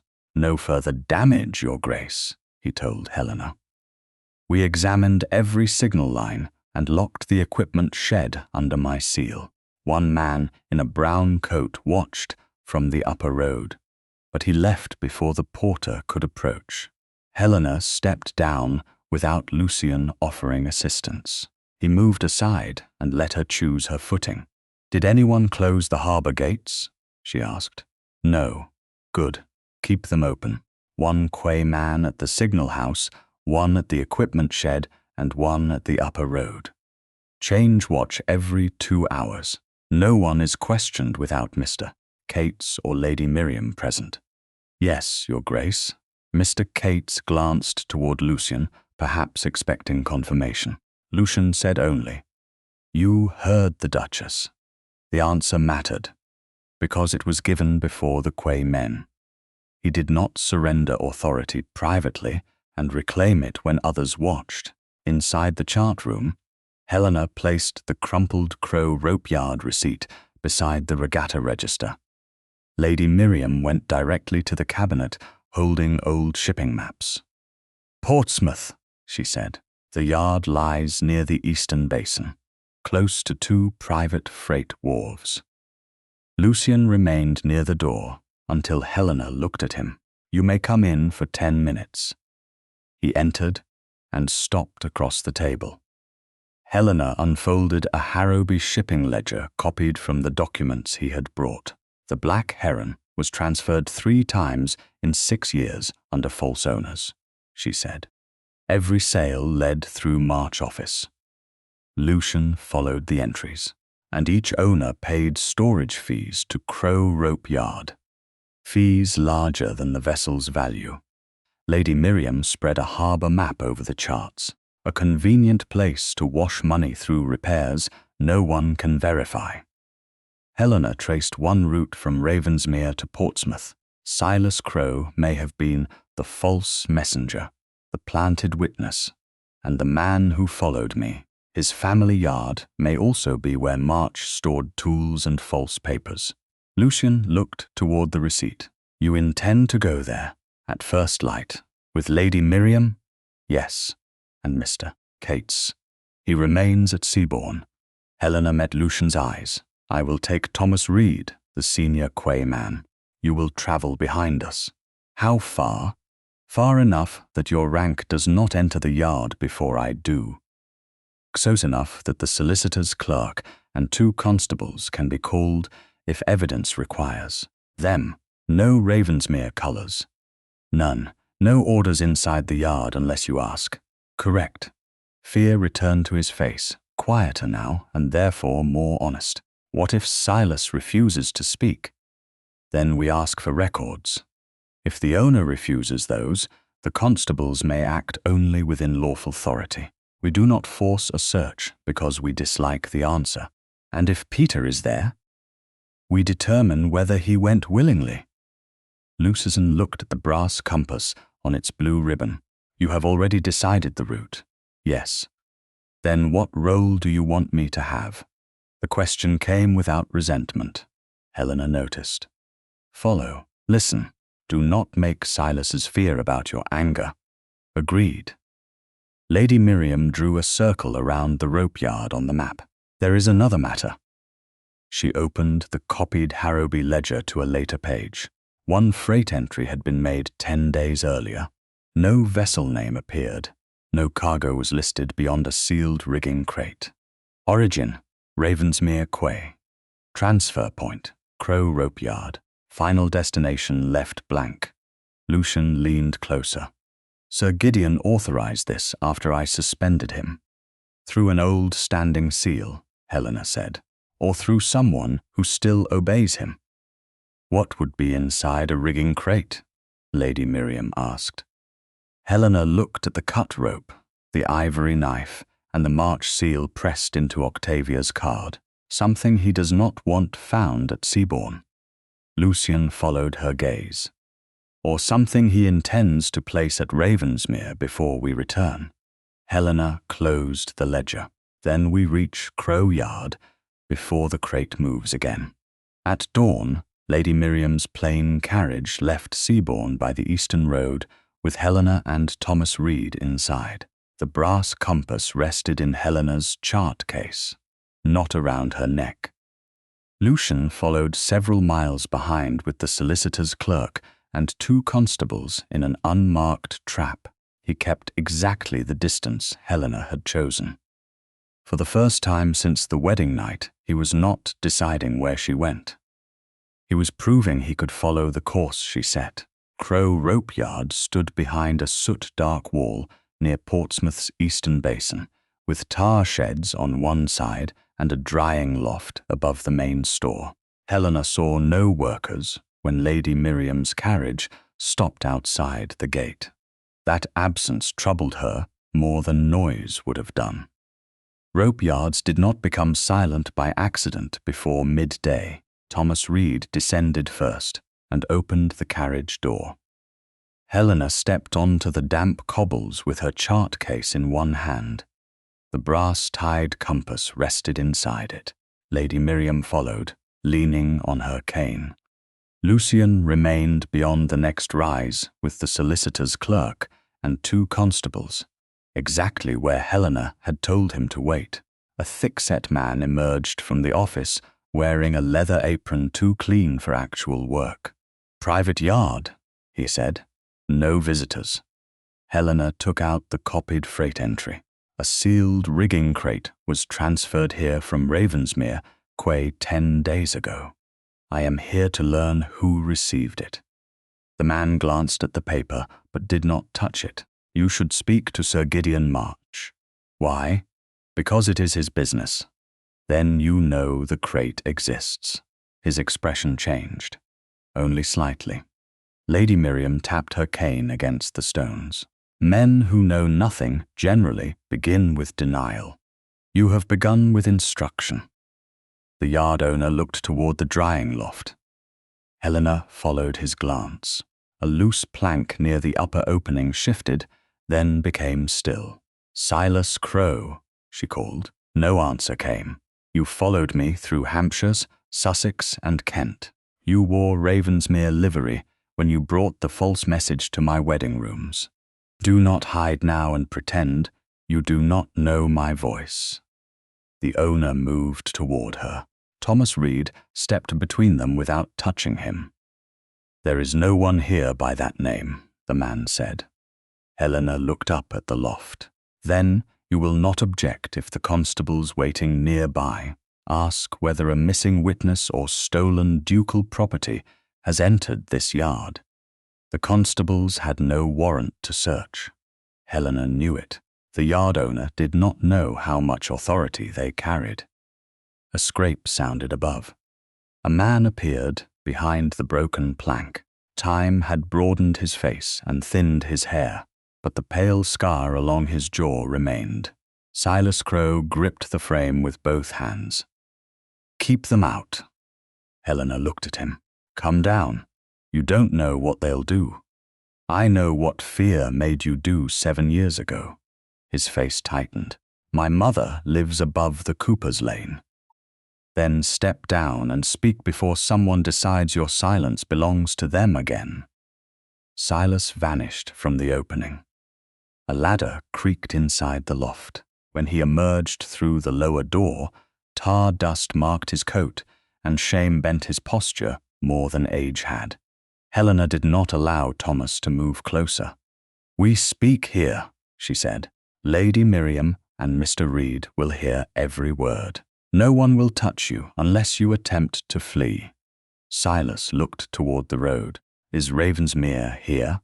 "The Duke is not in this yard. He'll have me taken. The law may hold you accountable."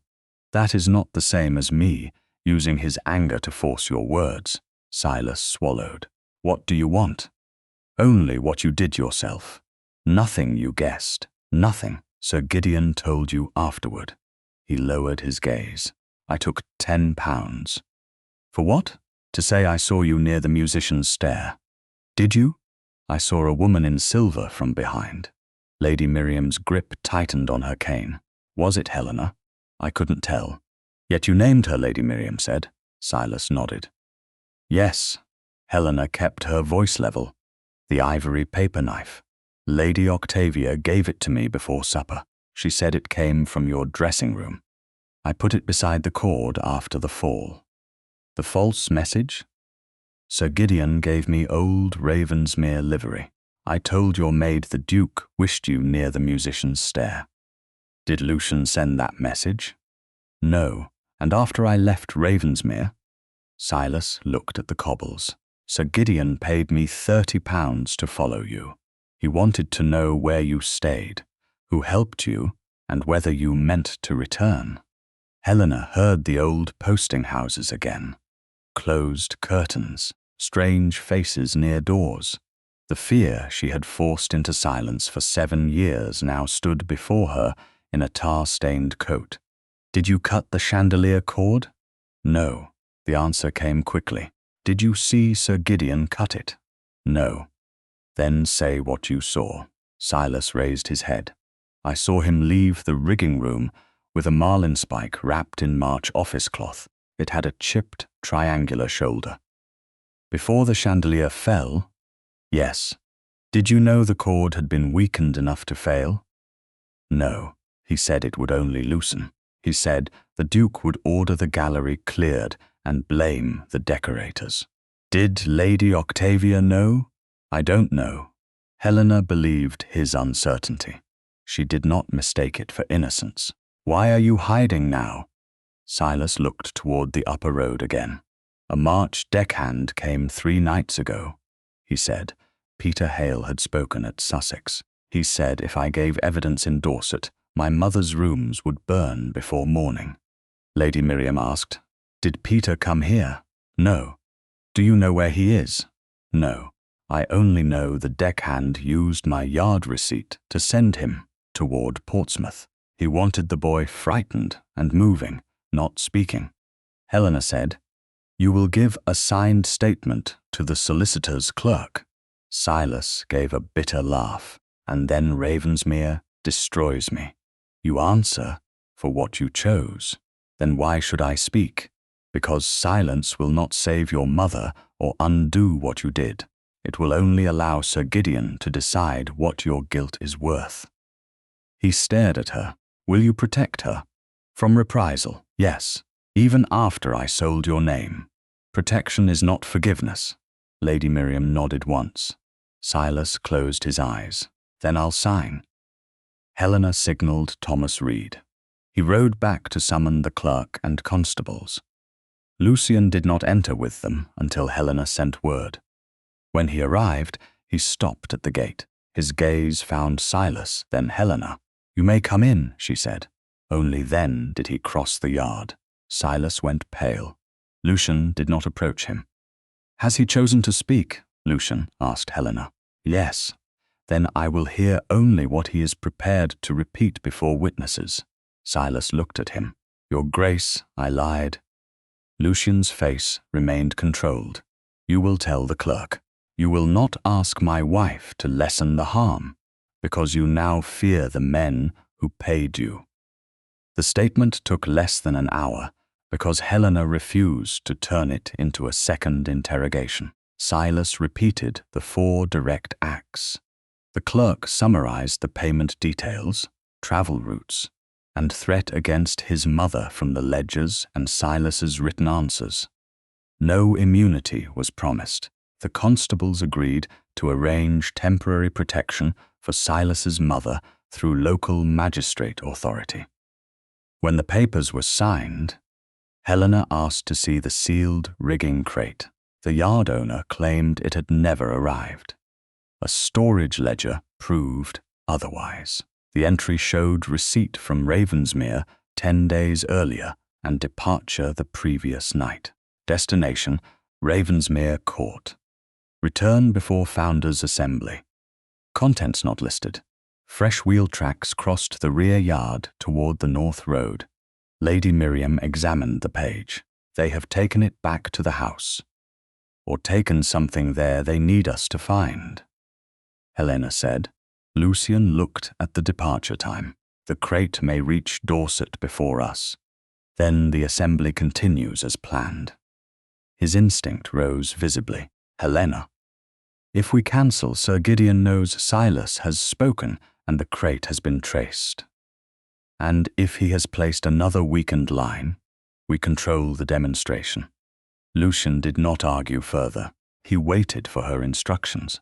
Before Helena could give them, a messenger arrived from the Portsmouth Post Road on a lathered horse.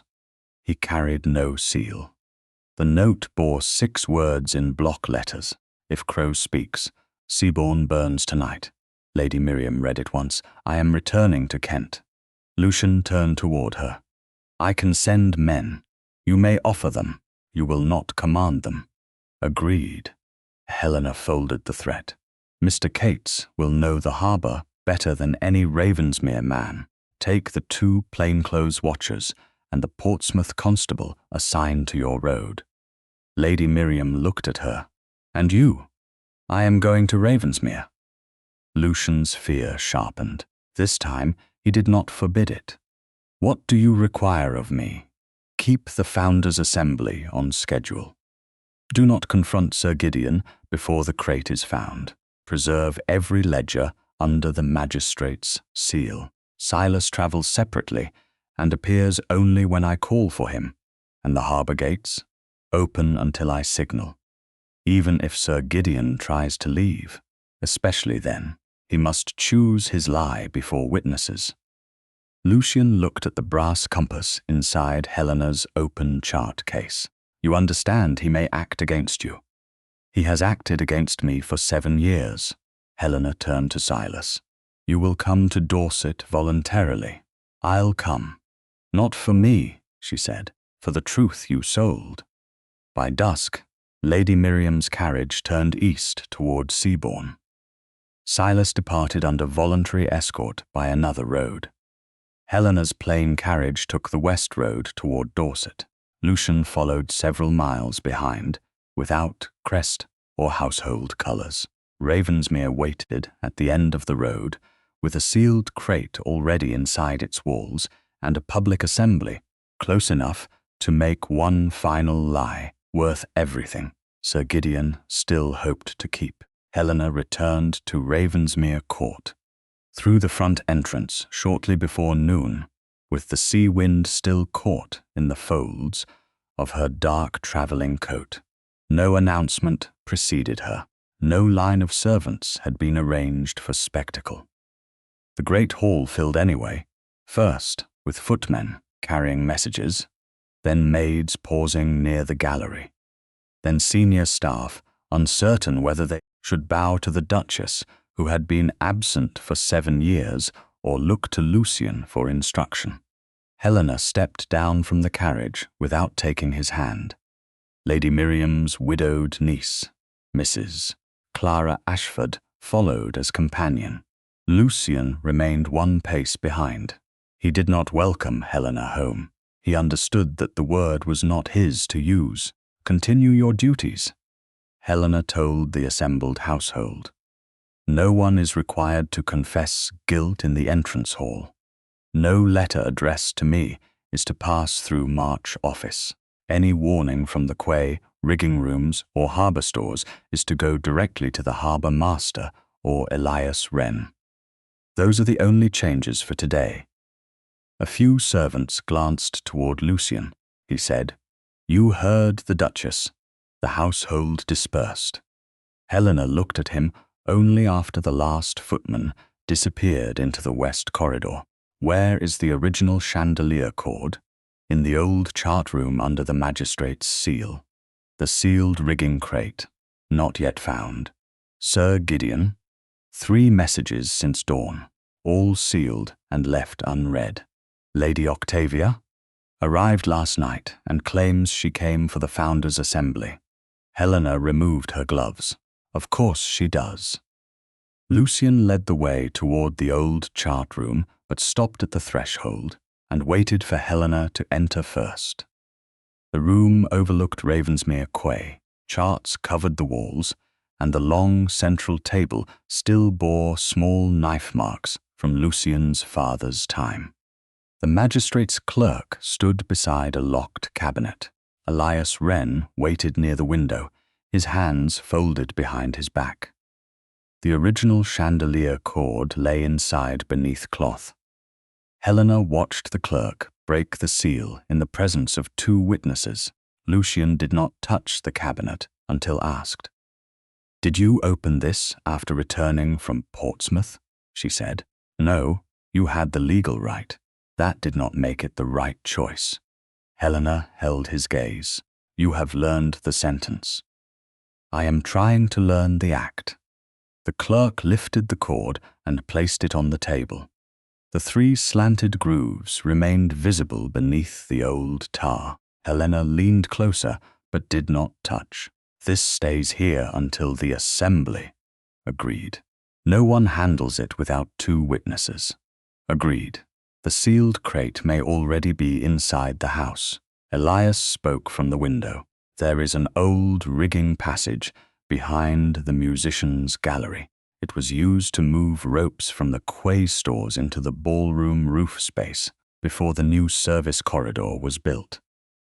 Helena looked toward the wall. Does it connect to this room? Not directly. It passes behind the west chart cabinet, then turns toward the old rigging room. Lucian said, I can place men inside the passage. No. Helena studied the cabinet. 1 man watches each end. No uniforms.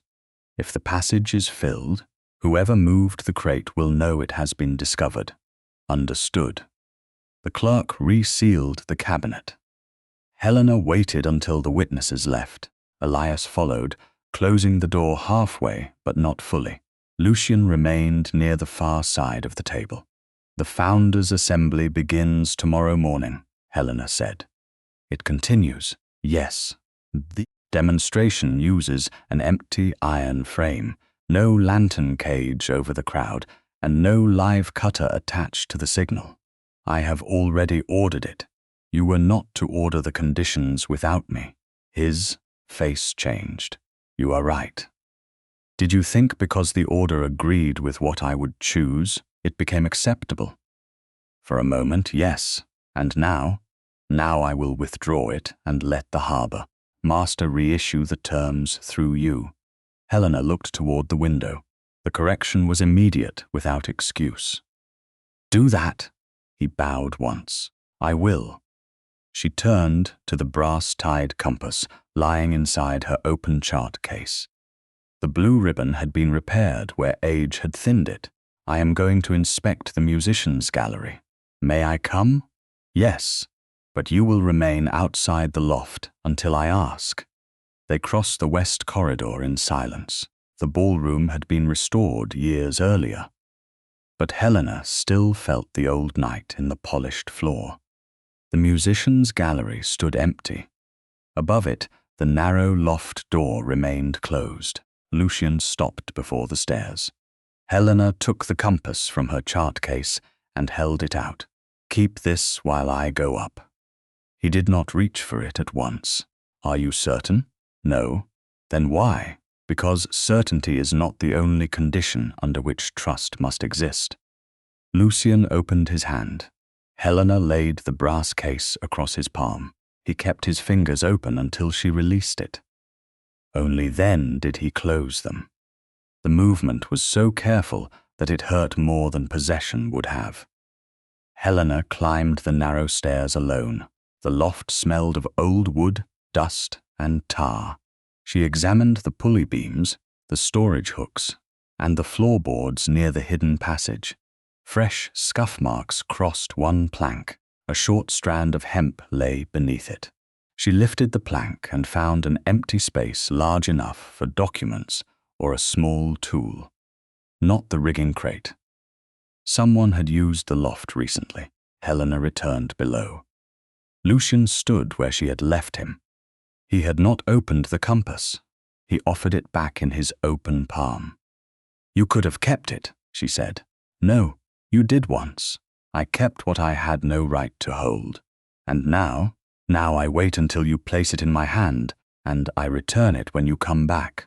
Helena took the compass. Their gloved fingers touched. Neither withdrew immediately. Lucian's breath changed, but he did not close his hand around hers. Tomorrow, she said, you stand beside the eastern rail. Yes. You do not answer Sir Gideon when he attacks me, unless I ask. Yes. You do not close the harbour gates before my signal. Even if he tries to leave, fear sharpened his voice. Helena heard it and waited. Lucian looked at the compass between them. I withdraw the question. The gates remain open until you signal. Good. What is the signal? 2 taps against the brass, rail, and before that, 1 tap calls the quay workers to attention. Understood. Helena fastened the ribbon around her neck. Lucian watched the compass settle against her coat. When this is over, May I ask you something that has nothing to do with evidence? You may ask now, would you consider allowing me to court you? The ballroom seemed to grow quieter. Helena did not look away. That depends on what you do tomorrow when fear returns, not on what I say tonight. No, then I will not spend the evening persuading you. That would be wise. A shadow of a smile touched his face. Wisdom has arrived late. Late things are not always useless. The answer slipped out before she could soften it. Lucian heard the opening, but did not move toward it.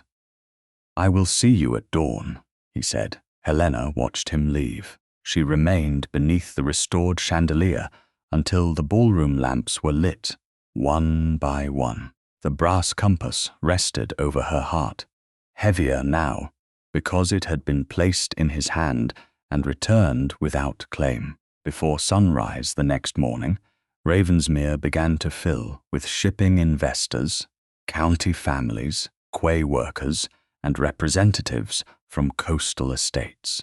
The Founders' Assembly had always combined ceremony with business. This year it would hold something more dangerous than either. The empty iron frame stood beneath the central quay awning. Fresh tarred rope had been prepared for comparison.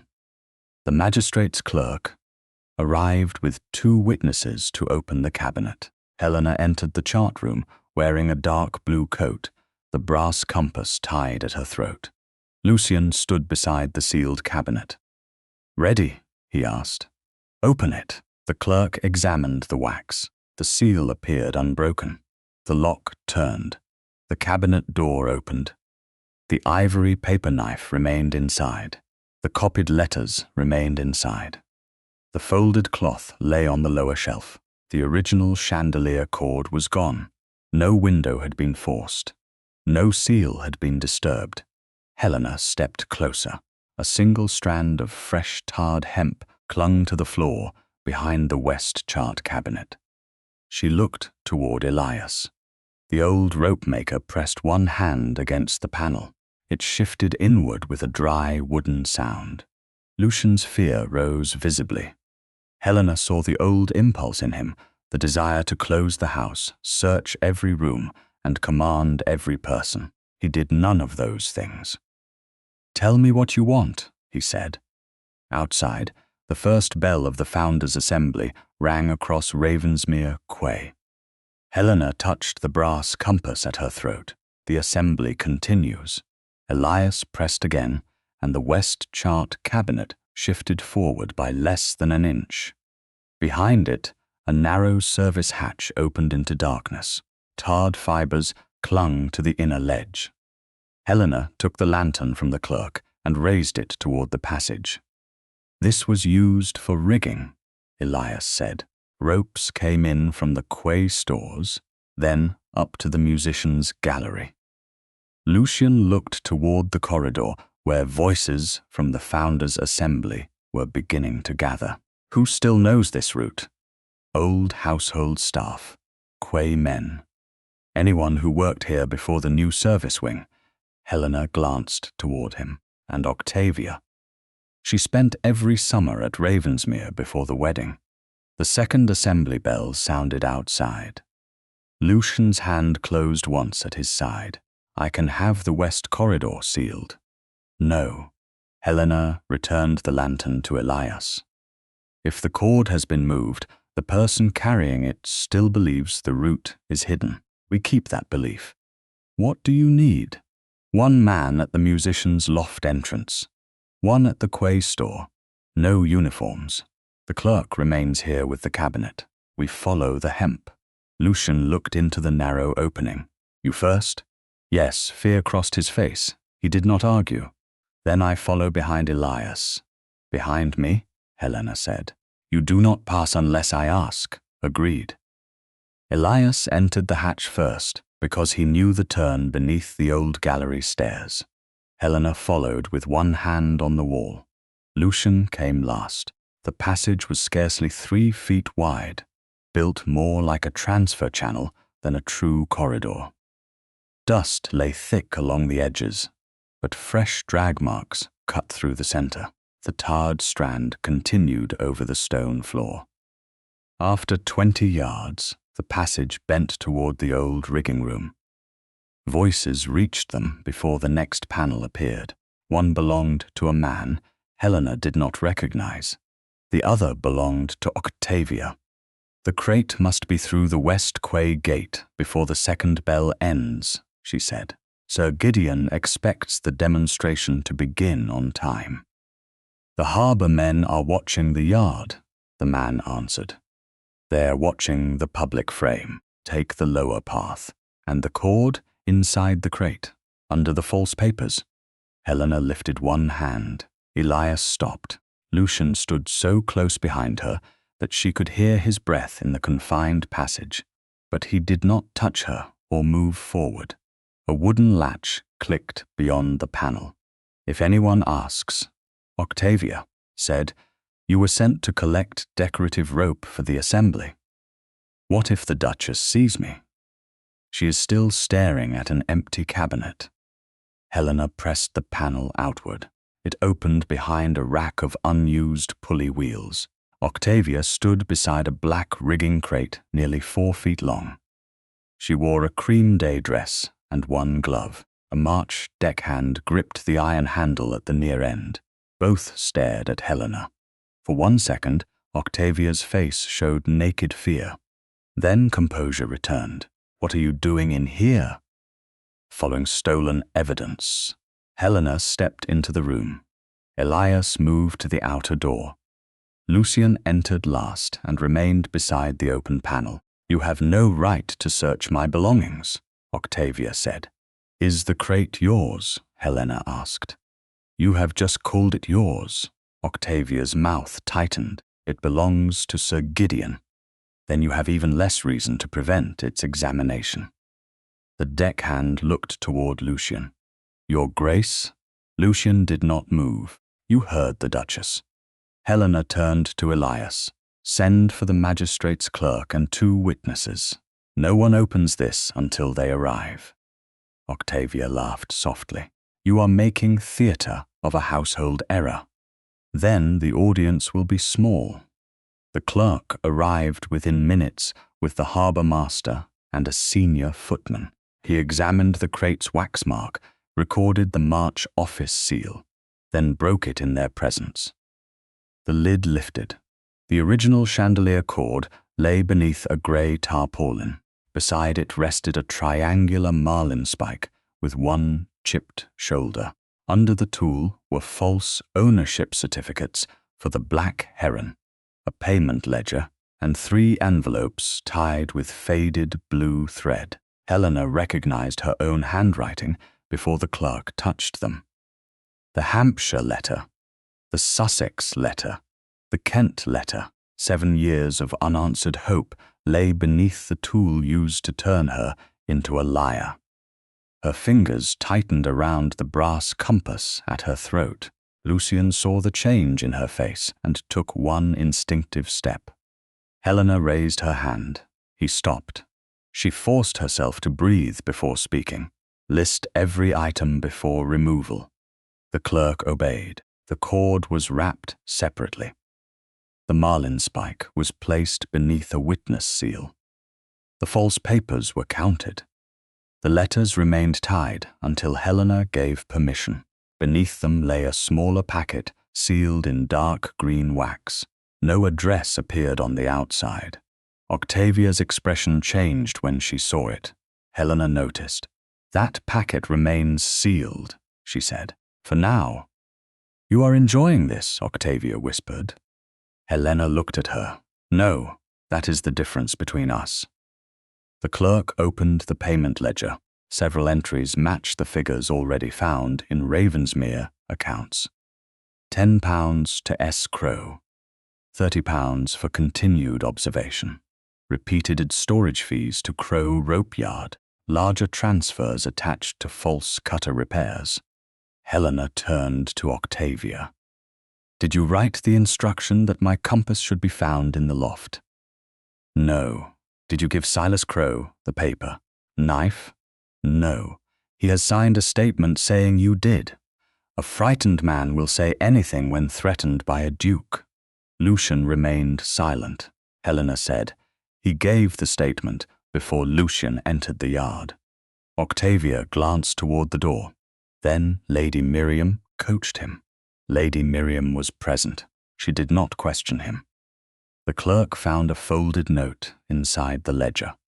The handwriting, slanted backward at each capital O. Helena, had seen the same formation on Octavia's calling card. The note read, "The compass must be found above the gallery. The initials on the knife will complete the impression." Octavia's face lost color. Sir Gideon copied my hand. Helena removed the Brighton calling card from her chart case and placed it beside the note. Then the magistrate may compare them. The same loop shaped the F in Fairbourne. The same narrow stroke formed the final A. Octavia changed course. "I only meant to delay the wedding." Lucian's voice came from behind Helena. "By planting evidence beneath a cut rope." Octavia turned toward him. "You did not want the marriage." Everyone knew it. Helena was dutiful, suitable, and impossible to love. "I thought if the celebration ended in scandal, Fairbourne House would take her back and you would be free." "Free for whom?" Helena asked. Octavia lifted her chin. "For someone who understood what Ravensmere required." "You?" "Yes." The admission was almost proud.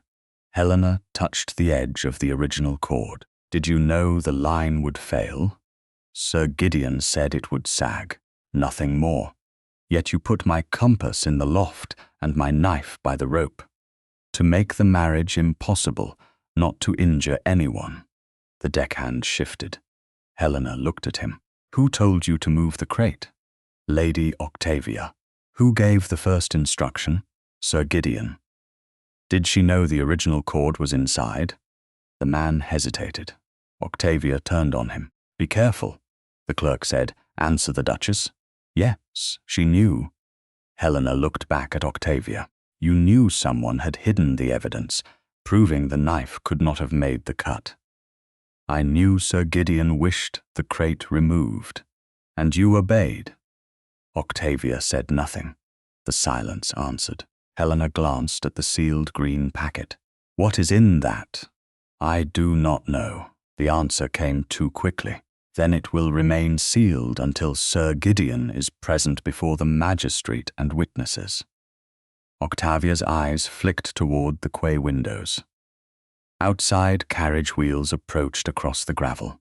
Voices rose along the western terrace. The harbour master moved to the glass. "Sir Gideon has arrived."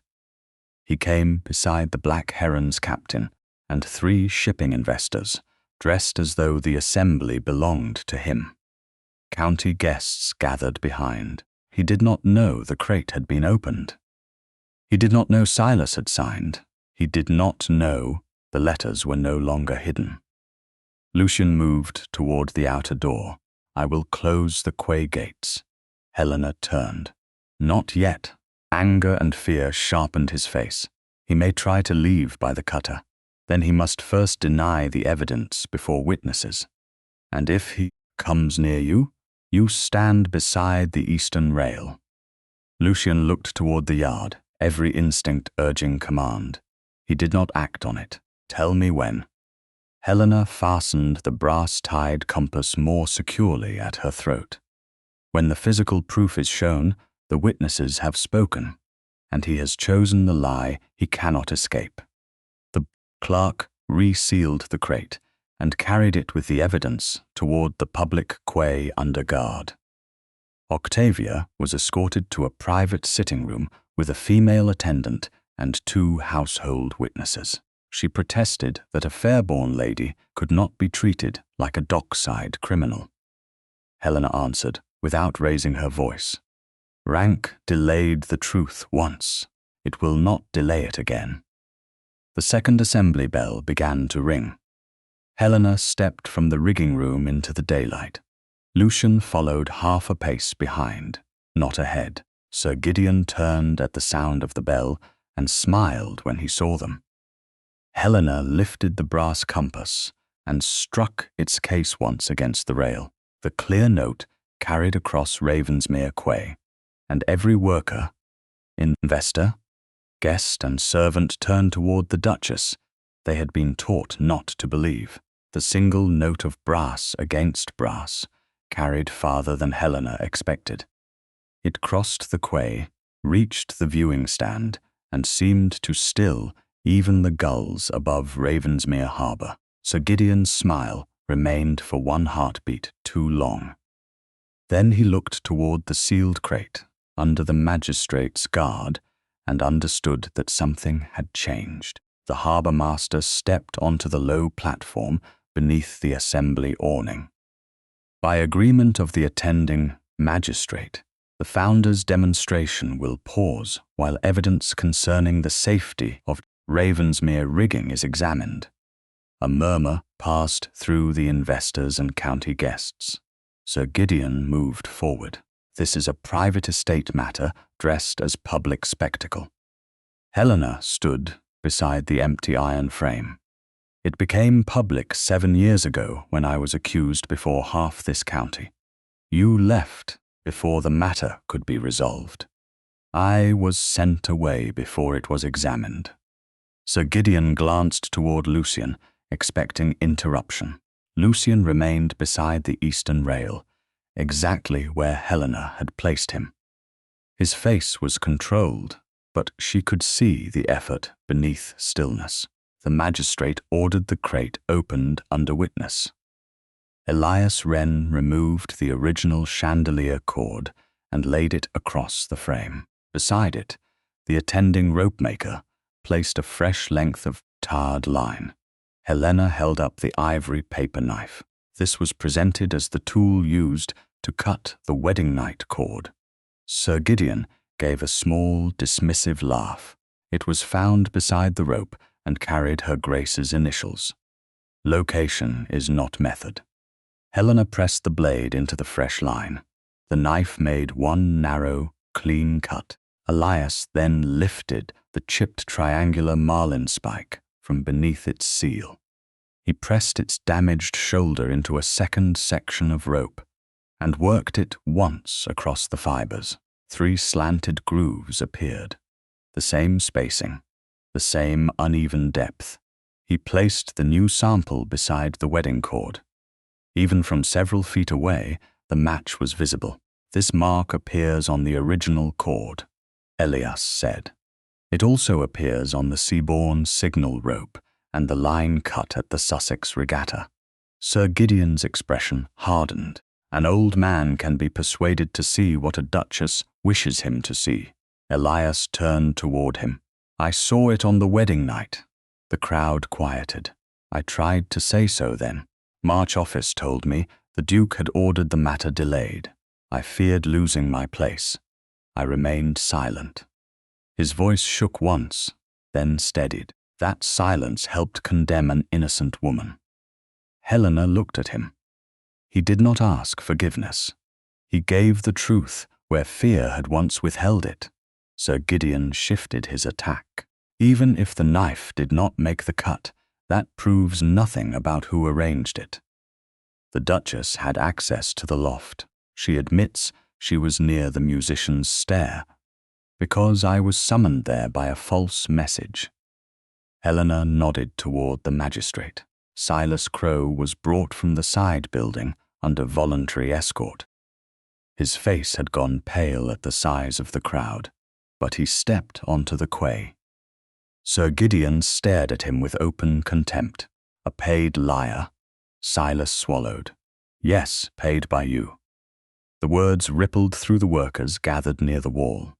The magistrate asked him to repeat only what he knew directly. Silas did. £10 for the false sighting. Old Ravensmere livery for the message. The ivory knife placed after the fall. £30 to follow Helena through Hampshire, Sussex and Kent. He did not claim to have seen Sir Gideon cut the cord. He said only that he had seen him leave the rigging room carrying a triangular marlinspike wrapped in March office cloth. Sir Gideon lifted both hands. A story assembled after the Duchess discovered the shape of the tool. Then perhaps your own ledger assembled it first, Helena said. The clerk opened the payment book. Dates, amounts, and initials were read aloud. The crowd did not murmur this time. It listened. The March deckhand from Sussex was brought forward next.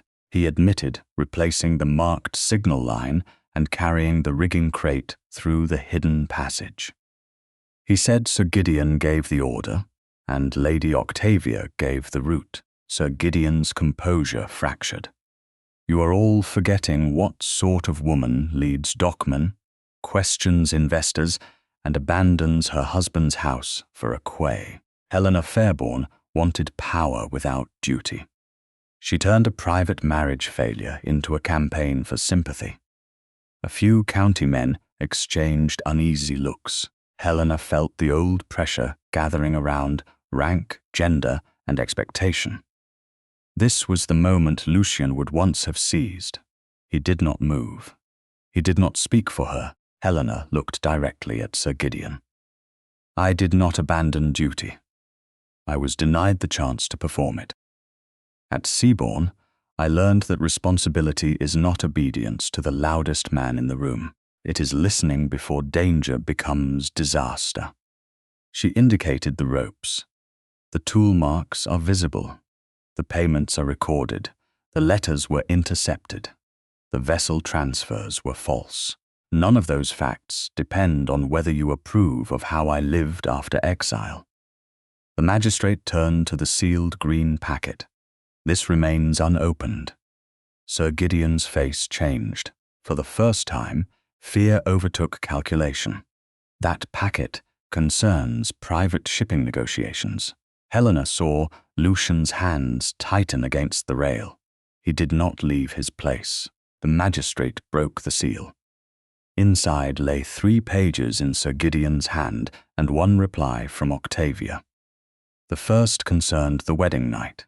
If the fall left Ravensmere without its master, March Office could assume emergency control of shipping agreements, tenant revenues, and succession negotiations until the family recovered. The second instructed that Helena's removal must appear domestic, not political. The third referred to the later fraud. A discredited duchess could never challenge transfers made under ducal seal. Octavia's reply did not ask for Lucian's death. It did something colder. It accepted the risk. If he is injured, Helena must still be blamed before he can reconsider. Sir Gideon stepped backward. Those letters are incomplete. They are signed, the clerk said, and found among records you ordered removed. Because the Duchess placed them there. Helena looked toward Octavia's viewing room door. Lady Octavia has already admitted writing the instruction concerning the compass. Sir Gideon's gaze darted toward the Black Heron at the outer pier. He turned as if to call for the captain. Helena lifted the brass compass and struck it twice against the rail. The harbour gates closed. Iron chains rose across the lower passage, and quay men secured the cutter's line. No one chased him. No one laid hands on him until the magistrate gave the order. Sir Gideon March, the magistrate said, you will remain for examination concerning fraud, forgery, witness intimidation, malicious, damage, and conduct intended to cause grievous harm. Sir Gideon looked toward Lucian. You would let quay workers witness this humiliation? Lucian finally stepped away from the eastern rail, but only after Helena lowered her hand. No, he said, I will witness my own. He moved to the center of the quay. The investors, servants, county families, and harbor workers turned toward him. 7 years ago, my wife warned me that the chandelier cord had been cut. I refused to let the ropemaker complete his examination.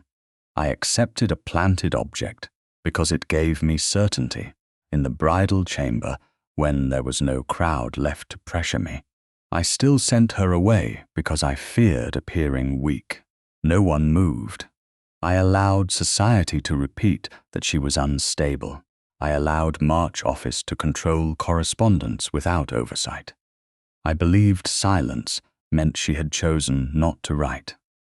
Later, at Sussex, I again mistook fear for the right to choose her road. I corrected that decision, but correction does not erase the harm. Helena felt every face turn toward her, but Lucian did not. He kept his gaze on the people whose respect had once mattered more than truth. The accusation against Helena Harrowby is false. The failure to hear her was mine. One of the shipping investors asked, "Will Her Grace return permanently to Ravensmere?" Lucian answered before the question could become another claim on her. "That is not mine to decide." He then announced the measures already prepared through his solicitor. A formal retraction would be sent to county and London papers. Seabourne House would be secured to Helena for life through trustees. Her separate income would not depend on residence at Ravensmere. Losses caused through March office fraud would be repaid from Lucian's personal estate. No household correspondence would again pass through a single private office. Warnings from quay workers could be carried directly to the harbour master without fear of reprisal. He did not call these gifts. "They are restitution," he said. Helena looked at the crowd that had once accepted her guilt because a knife lay near a rope. There was no applause. She did not want any. She saw lowered eyes, discomfort, and the first honest shame on faces that had enjoyed certainty at her expense. The magistrate ordered Sir Gideon taken inside under guard. Octavia remained for formal examination with a female attendant and witnesses. The assembly began to disperse, but one reporter stayed near the rail. "Your Grace," he asked Helena, "do you forgive the Duke?" Lucian did not answer for her. Helena touched the brass compass at her throat. Truth is not forgiveness. Restitution is not reconciliation. Justice does not oblige affection. The reporter lowered his pencil. Helena turned to Lucian. The quay had emptied enough that their voices no longer belonged to the crowd. "You asked whether I would allow you to court me." Hope moved through his face, restrained by everything he had learned. "Yes, 9 months, separate residences. No assumption that I will return. No use of rank to alter my work, my correspondence, or my travel. If fear becomes command again, the courtship ends. Agreed."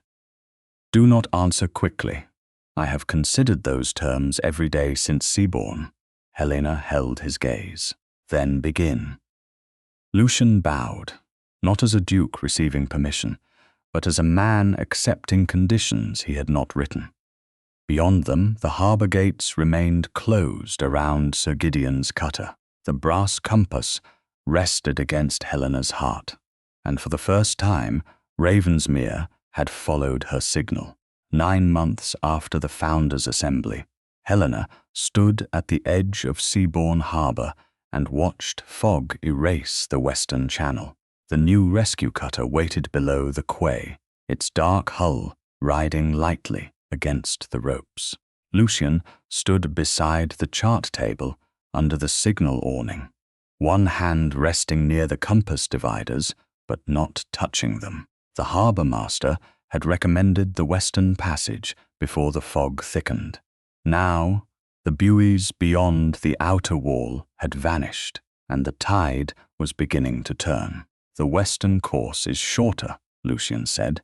"It is also the course I would have chosen an hour ago." Helena studied the chart, and now I do not trust what cannot be seen. The southern channel adds nearly 4 miles, yes, and the tide will push against us, yes. He looked at her. "What do you judge?" The question came without performance. No county families stood nearby. No reporter waited to praise a reformed duke. Only the harbour master, 2 quay men, and the cutter's crew could hear them. Helena placed one finger on the southern channel. "We take this route." Lucian nodded. "Then that is our course." They boarded separately. The cutter cleared the harbour wall under reduced sail, moving carefully through the grey water. Helena remained near the chart table while Lucian stood beside the captain. He did not repeat her decision as though making it his own. He told the crew only that the southern course had been chosen. Less than half a mile beyond the harbour, a line of fishing nets appeared across the channel, left too near the surface by a vessel sheltering from the fog. The captain swore beneath his breath, "We cannot pass without fouling the rudder." Lucian looked toward Helena. For one moment she saw the old instinct return. The western route would have been clear. His first judgment might have saved time. He could have said so with perfect fairness. Instead, he removed his coat, handed it to a deckhand, and helped the crew bring the cutter alongside the nearest float. "We will lift the line," he said, carefully. "No one cuts another man's nets because we dislike a delay." Helena watched him climb down to the lower deck. The work took nearly an hour. Cold mist collected in his hair and darkened his shirt at the shoulders. Twice the line slipped. Twice he began again without blame. When the final float passed clear of the rudder, the captain looked toward the western horizon. "We have lost the tide." "Then we wait for the next advantage," Lucian said. He returned to the chart table and wiped seawater from his hands. Helena folded the map. "You could have reminded me that your route was faster." "It might have been." "You could have said, I was wrong." "You were not wrong. You chose the safer course with the information we had. And the result still delayed us. A poor result does not make a careful judgment foolish." The words reached deeper than apology. 7 years earlier, Lucian had used consequence as proof that Helena's warning was dangerous. Now he accepted inconvenience without turning it into accusation. Helena looked through the fog toward the invisible coast. "That answer would once have changed my life." His expression tightened. "I know. Do not ask me to comfort you for knowing late. I will not." The cutter returned to Seabourne after noon. Lady Miriam waited in the chart room with a thick packet of papers and a silver tray of tea untouched beside her. Age had slowed her steps, but not her impatience. "You have made me wait through 2 tides and 1 solicitor's letter," she said. "The tide was not my fault," Helena replied. "The solicitor was." Lady Miriam handed her the packet. "The supplemental deed is complete." Helena opened it. The terms were written in formal language, but the meaning was clear. Seabourne House was secured to her for life through independent trustees. Her separate income could not be suspended because she chose to live away from Ravensmere. The Coastal Relief Trust and the new rescue service were placed under her management. No Harrowby office could redirect their funds without the written consent of both Helena and the trustees. Her correspondence would remain outside any single household office. Nothing required her to reside permanently with Lucian. She turned the final page. "Your solicitor objected to this clause." Lucian stood near the open door. "He did. It limits your control over the rescue service. That is its purpose.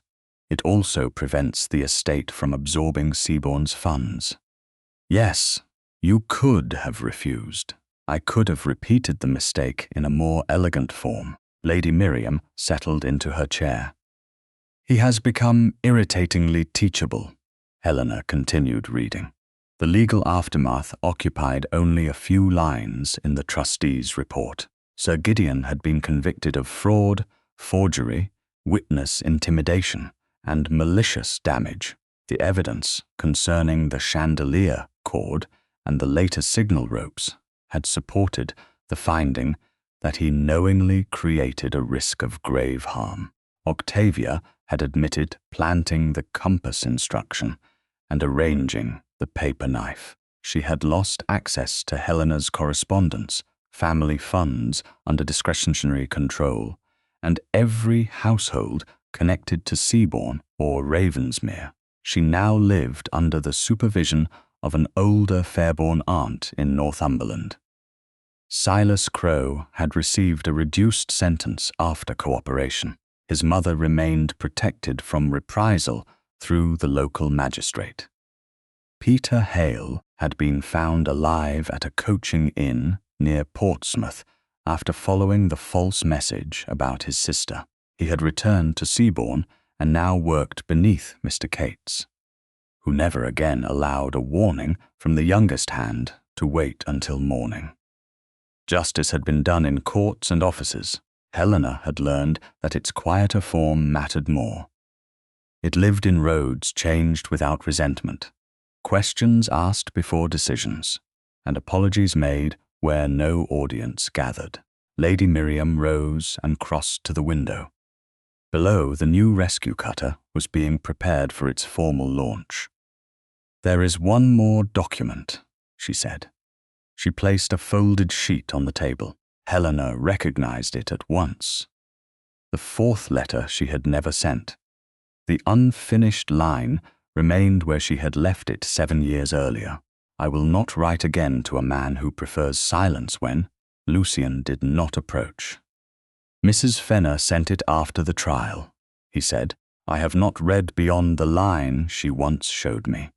Helena unfolded the page. The old anger did not vanish. It had changed shape. It no longer governed every room she entered. "I could never finish it," she said. "Because there were too many endings. You do not owe me one now." "No." She looked at him. "But I know the ending." Lucian waited. Helena read the sentence aloud. "I will not write again to a man who prefers silence when truth is difficult." She set the page beside the brass-tied compass. "You are not that man now." Hope moved across his face, restrained by caution. "Helena, do not make a speech." "I had prepared none. That is improvement." Lady Miriam took her cane and moved toward the door. "I shall leave before either of you says something embarrassingly sincere." When she had gone, Lucian remained where he stood. "May I ask the question?" "Yes. Do you wish to build a marriage with me that does not pretend the first one can be restored?" Helena looked toward the harbour. The cutter waited beneath the signal mast. Crew assembled, lines ready. "Seabourne remains mine. Yes. My work continues whether society approves or not. Yes. Silence is never consent. Never. Fear is never command. Never. And if trust is broken again, I leave without surrendering home, income, or dignity. The deed secures that. My conduct must secure the rest." Helena studied him. "I do not choose you because you confessed before Ravensmere. I know. I do not choose you because the court punished Sir Gideon. I know. I choose you because for 9 months, when no one was watching, you stopped turning fear into authority." Lucian closed his eyes for one brief second. When he opened them, he did not step closer. "Then I will spend the rest of my life deserving the choice without treating it as possession." Helena took the brass compass and carried it down to the quay. The crew waited aboard the rescue cutter. Lucian followed, but remained beside the gangplank until she looked back. She stepped onto the deck first. He came after. At the chart table, Helena set the compass beneath the glass weight and marked the southern course for the cutter's first official voyage. Lucian stood beside her. He did not call the order. He waited. Helena looked at the clear horizon, then at the man who had finally learned that direction could be shared without being seized. She gave one small nod. Only then did Lucian turn toward the captain. "Cast off." The lines fell away. the cutter moved into open water, with the compass beneath Helena's hand and Lucian at her side. Following a course neither of them claimed alone.